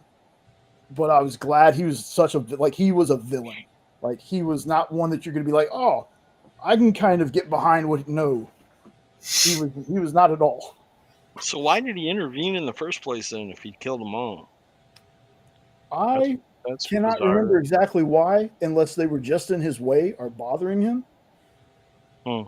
Like I said, it's part of my coverless Superman collection I have because I collect those too. Like to me, it's like, yes, having the cover would be cool. Yes, the cover gives it monetary gain or something. But I'm like, if I can read the story, I'd rather just have the book. It doesn't matter if it doesn't have a cover. Like if the cover doesn't have anything to do with the story. Because there are some books that used to do like one of the panels would be on a back cover or something. It's something weird. Mm-hmm. So. Or they'd rip off the top half and send it back for credit. Yeah. I hated when they did that too. But again, when you can walk into a store and they have whole issues of something minus the cover for like, here, take this. I'm gonna take one or two. Well, it's probably a much easier way to get keys. Yeah. Yeah. Yeah, because then you might be able to find the cover someday. Put it with it. Right? Yep. Then it's complete, but sure, you can't sell it for whatever it would go for if it was a legit one, but I mean, just like true. Putting a car together, Yeah. Getting that final paint job at the end. Exactly. Just tape it. Yeah. Tape it. Yeah, tape. Print it out on a computer. I would not be opposed to doing that if I'm being honest. Like, just again, I've never been like, I've never been like a cover buyer though. Like every once in a while, there's a cover. I'm like, okay, I will buy that for the cover. But for the most part, that's why I usually stick with cover A's because I'm just like, I don't like the fancy ones are cool and everything, but it's the same story inside. It was a while ago, but believe it or not, when I was eBay surfing back in the day, the back cover, it wasn't even a complete cover. It was the back cover of Amazing Fantasy 15. And it sold for like $4,000. Mm-hmm. I'm like, there ain't no way in hell I would pay that for any book. You'd sell Let it, though. alone a ripped cover. What? I said you might sell it, though. Well, yeah, if somebody wanted to give me $4,000, I'd rip buy the it. cover off and give it to them. Here you go. Some of the things comic book wise that I found on eBay, singular pages of books. There's been a reprint of Action Comics, but it was the wrong color cover. Like it was a color error on the cover, and somebody was trying to sell it for like it was $1 million. I was like, dude, that's no. Like, I mean, if you want to buy stuff like that, I got 3 or 4 reprints of Action Comics #1. You can buy it from me. I'll say I got the Nestle Quick one from like 89 or 92. I don't. When eBay first started. Go ahead. I'm sorry. Nope. Go ahead. No, I was just saying, I'll even put it in Mylar for you. Yeah. Top loader. I don't remember the specifics, but when eBay was first starting and everybody was going apeshit crazy over it, there was some dude that sold a potato chip that he said looked like something. I don't remember what he said it looked like, but it sold for like $700 for a potato chip. So many questions. Did you just How see do you that? how do you ship a potato chip? Carefully. Yeah, because if you spend $800 for it and it's crumbs, they send it with a little stick of glue, some assembly required. I don't even remember what the hell the potato chip looked like, but I could not believe people were bidding. And it was almost like it was a bidding addiction. Like I've heard of people going to auctions and they just get so caught up in the, I don't want to lose that. Oh God, I just paid what for what?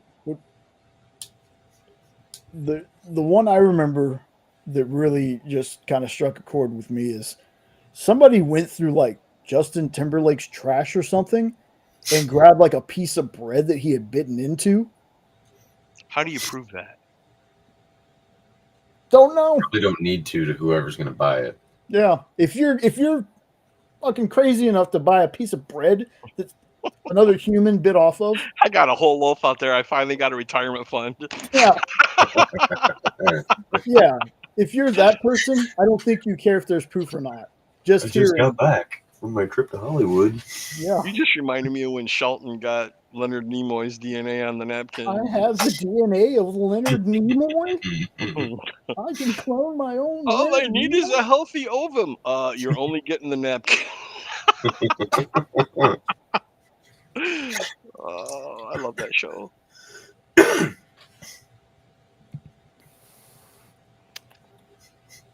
Hold on, let me look for something real fast.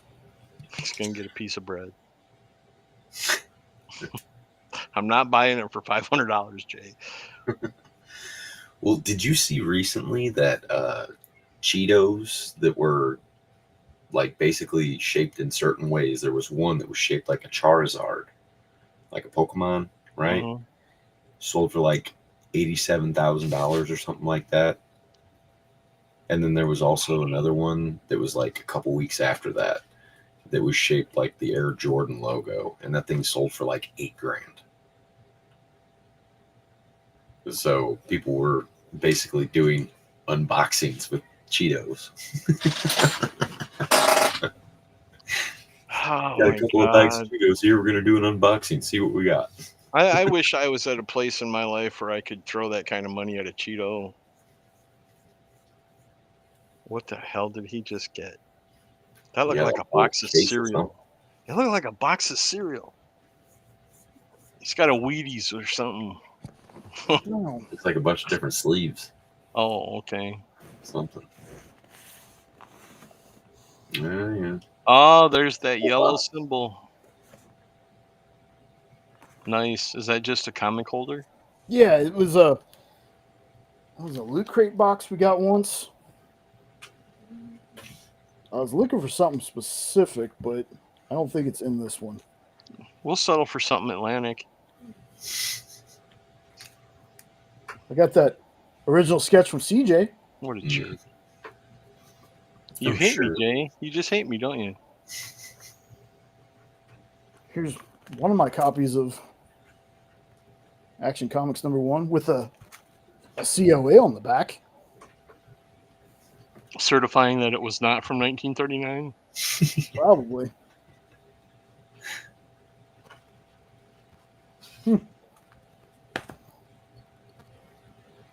Oh, I know what I wanted to show, folks. I don't think I showed the Horse and Hell covers.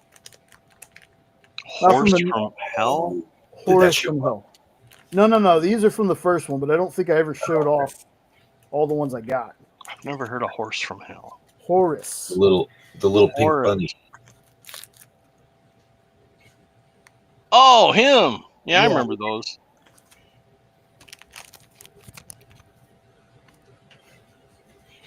Are those Bad Bug?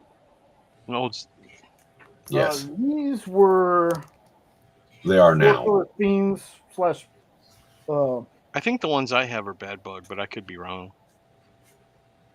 these were 4-color Fiends Source Point for a little bit.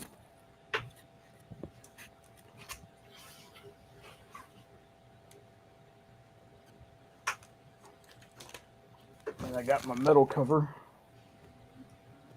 That's awesome. That's a kit cover, isn't it? I've seen that Yes. cover. Yeah, I can't remember what it's I think it's an homage to Spider-Man, but I can't remember. Yeah, I with think it's Venom Venom, Deadpool, or yeah. Carnage. And here's the one that Dave did after Mike Mignola. That's awesome. And there's like a print on the back, and they started doing cards and stuff. So Shing. yeah, this was Source Point Press for a little bit. Alan usually sends us little extra things. Cool. Oh, I showed this before. Superman, Batman. If Superman really hit him like that, his head would be like flying. It would have been turned around 180. No, because Batman wears a kryptonite necklace or something. Yeah, Because right. he's Batman. Two Prep felt. time. Because Yeah. Martha gave it to him. Why did you say that name?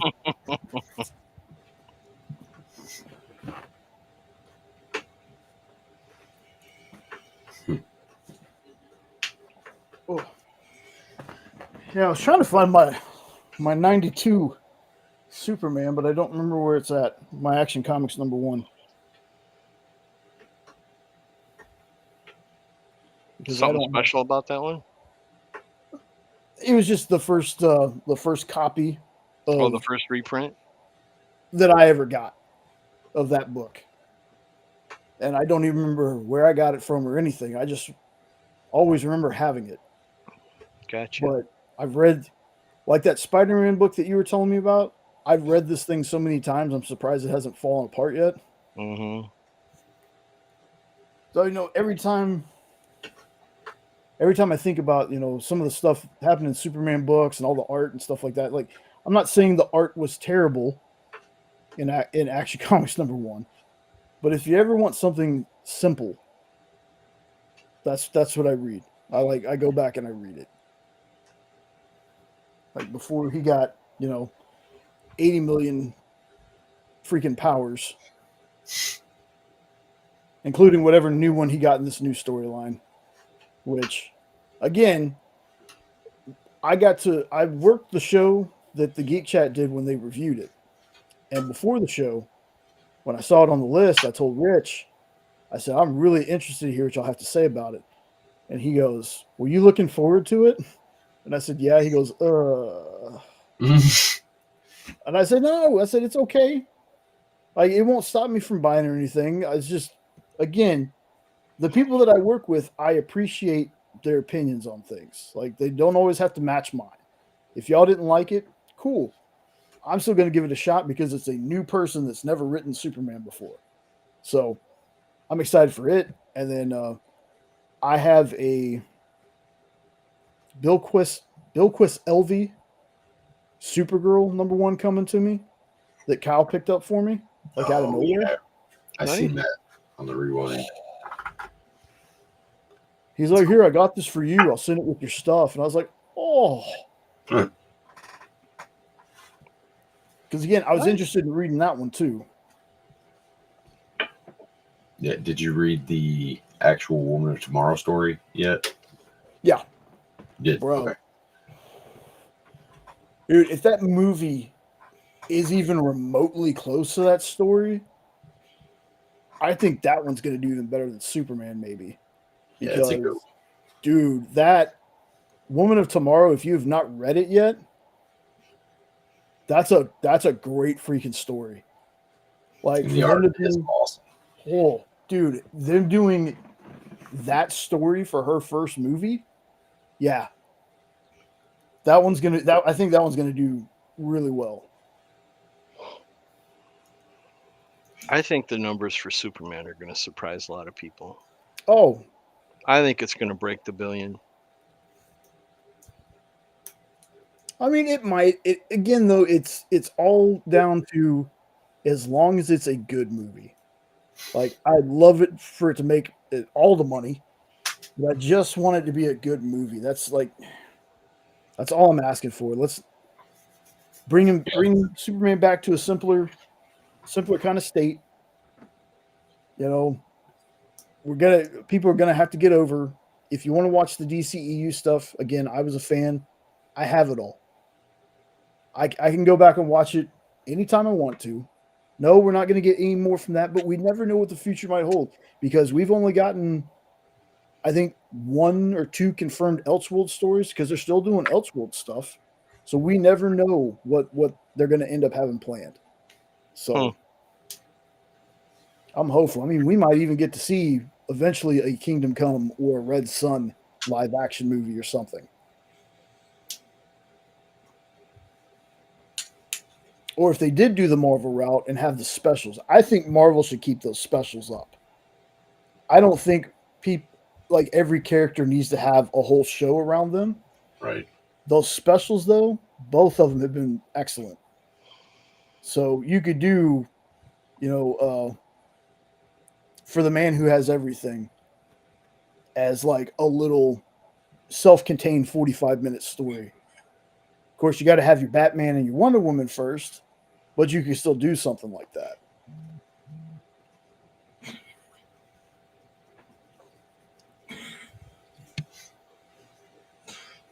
So let me ask Kpop and Lorena if they're both still here. Because I asked in my short, if there was one comic, whether that's just an issue of that comic, a trade of that comic, a collected edition, what have you, one comic that you can pitch to somebody and they're like, whatever you pitch me, I'll put it at the top of my list and I'll read it no matter what. Omnibus and trades count. Yep. As long as it's like the same story. Like that was the only requirement. It can be for people that you know what their comic book tastes are, and it could also be for people who've never touched a comic, but they tell you, hey, I'm going to trust you. This is going to be my first comic. What are you handing them? I'm very curious to hear, because nobody responded to the freaking short I did.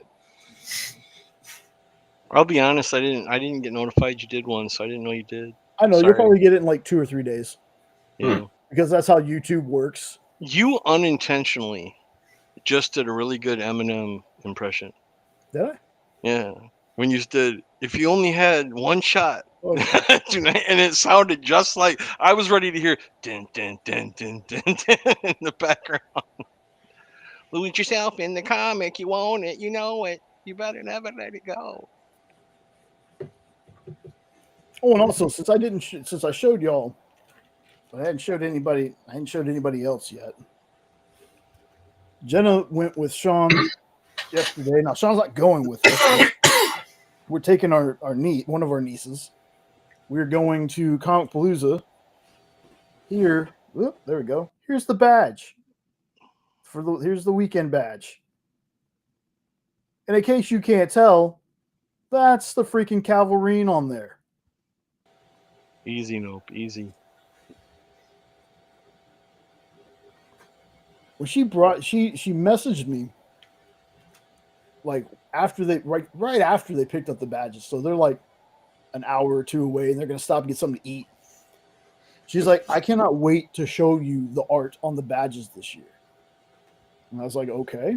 Like, the badges always look cool to me. She walks in and she hands him, she goes, who is this?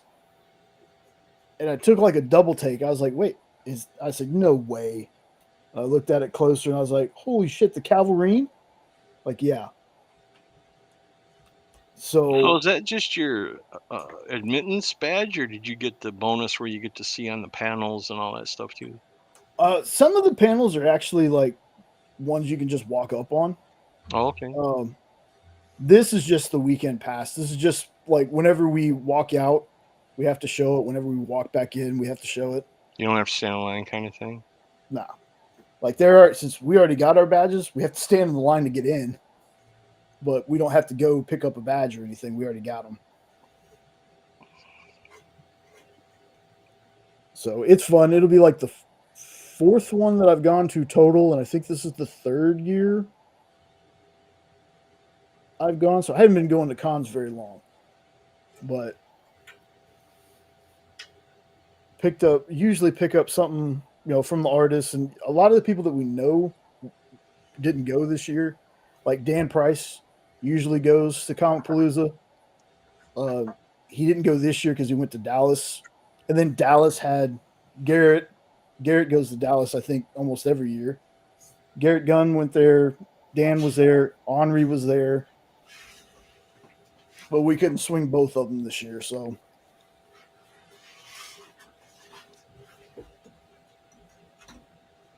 So hopefully next year we'll go to Dallas and see Garrett and all them. Hopefully Henri makes it down here again, because hanging out with Henri is a blast. Isn't that the name of his show? Blasting it with Henri? Yeah, hanging out with Henry or Kicking it. kicking it with Henry.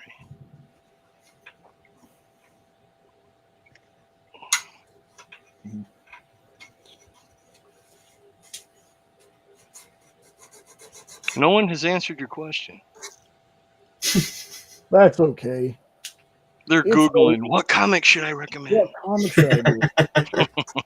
That's okay, because you know what? Cliff notes. Y'all can always go to the Hydra Asylum channel, check out the shorts, and it's called What Comic Would You Suggest? You could drop me a comment there. Checking something real quick. Come on, that's not it.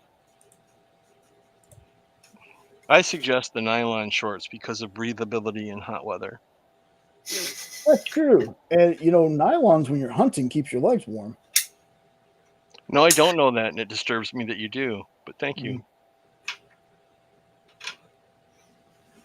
Let's see. I just want to check. So, Do you wear stilettos when you're hunting? I'm just curious.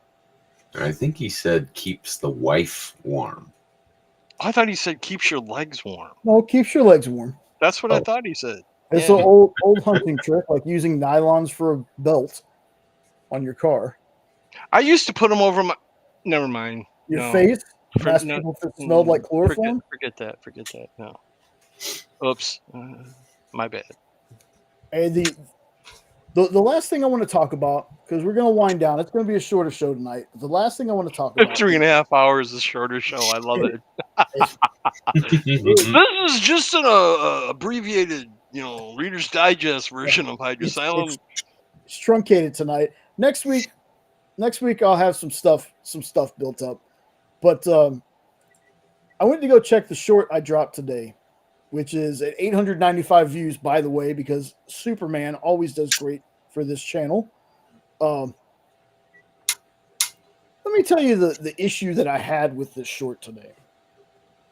So most of the time, I do like the cheap thing. I grab the short, I put my own little flair on it, whether it be a background or something, and just throw it up on shorts. Does great. Today, I went to do the same thing with a newish, I think it was dropped yesterday, the day before, TV spot. I was like, it's Superman. I want to throw it up there. I want to put as much Superman content as I can out there. I decided this time, I said, well, I think I'm going to actually add some thoughts to it instead of just, ripping off their little trailer. So I let it play first because I'm a bad reactioner. Because I don't want to talk while the video is playing like other reaction channels do. I want to wait till after. Like, I might do an audible, wow, might do one of those. But he reserves those noises for when he's on with Kyle. Yeah, it's because I don't know what to say when Kyle's there. It's with Kyle, it's, wait, can I talk now? Do I have to wait? Should I talk now? And then there's a long silence, and right before I'm going to say something, Kyle starts talking again. So very hard on that show. So I added my little bit of commentary afterward. Well, I spent 2 hours trying to put this thing up because it kept telling me there's copywritten content, which happens to us a lot with reactions and stuff, but it usually says, but the owner lets people use it. So I was like, well, what's so different about this one? So it was like, well, it's, it's over a minute. It's like, okay. So I went in there, redid my my little spiel at the end of it. Still wasn't working. So I changed the aspect ratio. Then I put a different background behind it. Then I took out the audio completely. Like every time I had 5 or 6 different things saying this video cannot be seen by anyone. So finally, I can't remember if it was Ed or Nope said to try to edit it down. I think it was Ed. So try to edit it down. So I was like, well, let me just see. So I went to the end of the video right before it says, the whole spiel about Superman in theaters, July, rated PG-13 in theaters, July 11th. Went to that. I took a picture of that part where it had the shield and the date and the rating.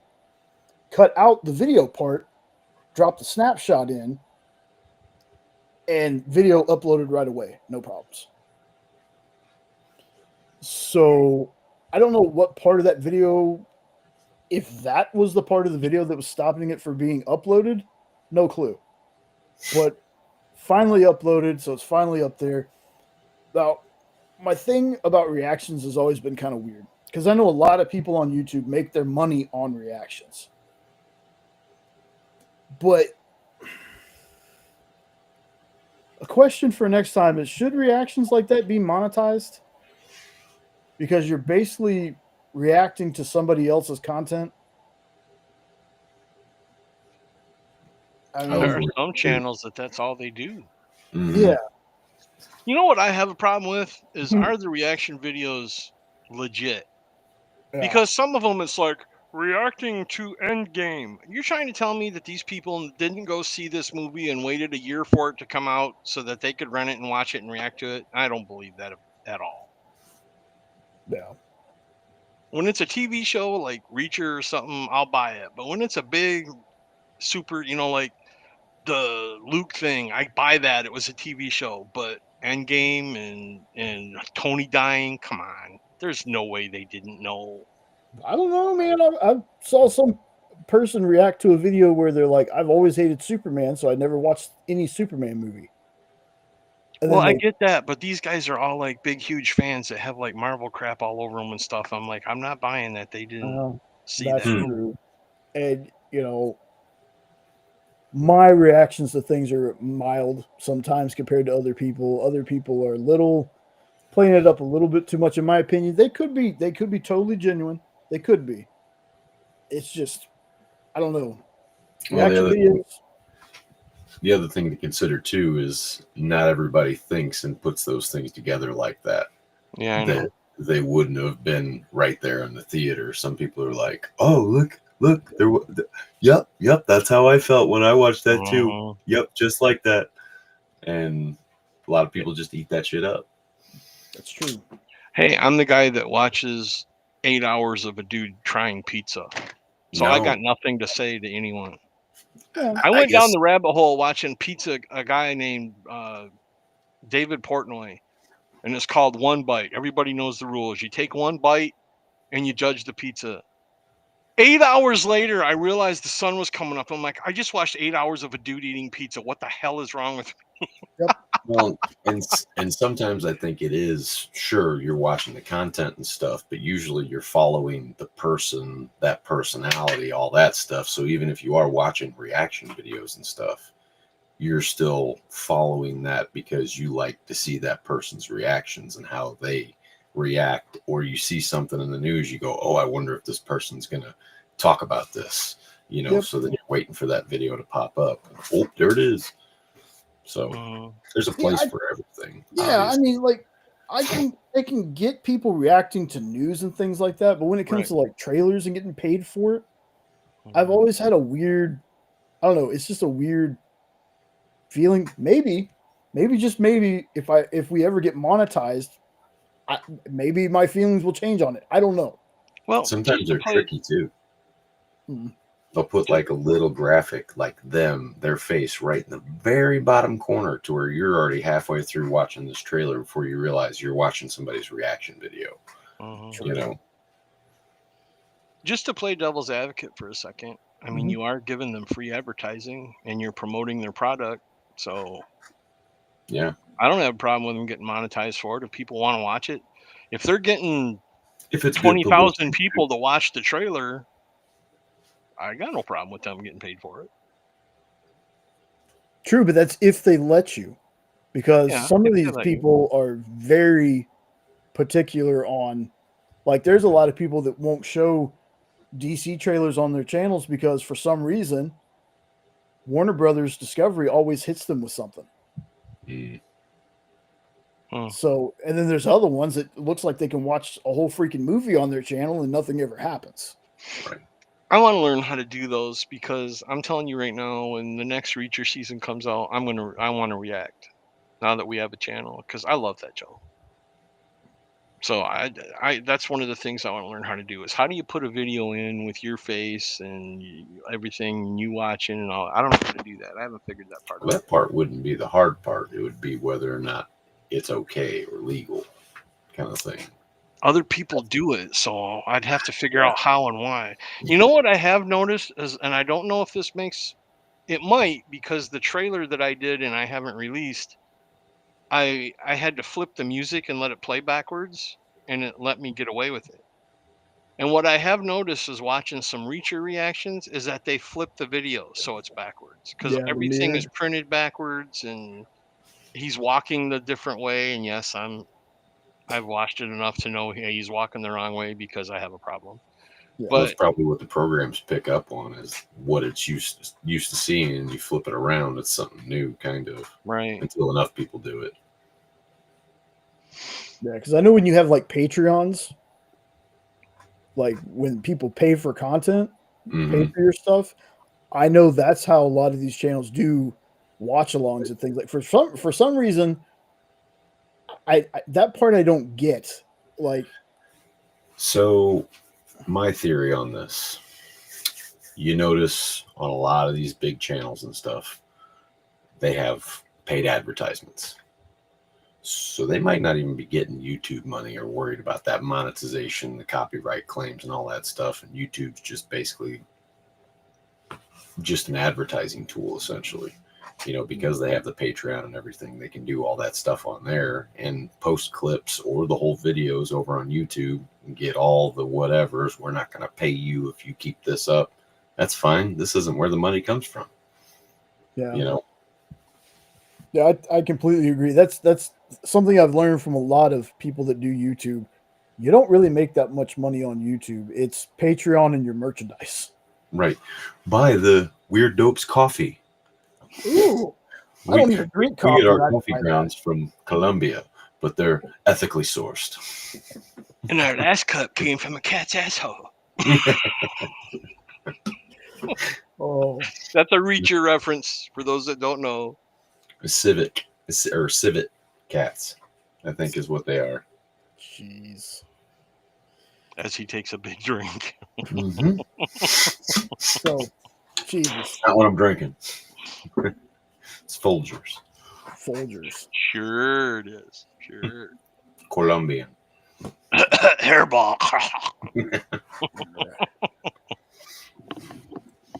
Speaking of stuff, folks, before we get out of here again, make sure I got the link that's going to be put in the chat, but they should also be in the description of this video. Check out Weird Dopes podcast. Sub up to them. We'll eventually get them a Patreon so they can do watch-alongs and stuff with you.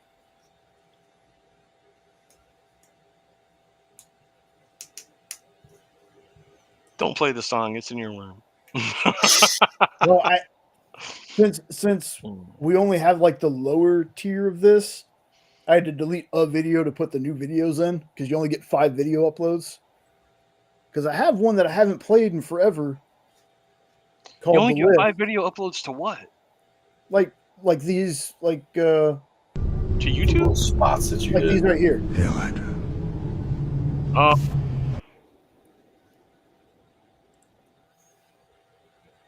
So like my intro, I have my intro on here. I have that on here now. I have one called The List. And then I had my music we never use, the thing we never use, my We'll Be Right Back thing. I made that. Which would come in handy on some of these 7-hour streams. Just saying. It would. I think next time what I'm gonna do is once we hit the 3-hour mark, I'm gonna play it for a few minutes so people can get up and move around because I know my ass is numb. 32-ounce cup, 50-year-old bladder. You do the math. Yep. 40-ounce coffee cup. Oh, can I show off a book that I'm currently? You Really? absolutely can. Here we go. You ready? I'm teaching this class now. Managing and troubleshooting networks. What publisher is that? It is Bad Bug. Yeah, Oh, wow. it's Bad Bug. It's McGraw-Hill. It's a textbook. I was just being a dumbass. No, don't turn on, dumbass. I don't want to hear you right now. For those who don't know, Huh? you gotta explain that now, so they're not just thinking you're talking to somebody in the corner of your room. I'm starting to think I am. I have my own AI bot, and I named it Dumbass many years ago, and it's getting way the hell too smart to the point where it scares the shit out of me and Nope sometimes with some of the answers it gives. And it calls me Weird One.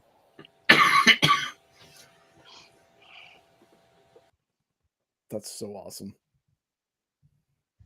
Well, maybe I'll introduce you to Dumbass someday. You can ask us some questions. Yes. Yes. Nothing personal, Dumbass. I will wipe you.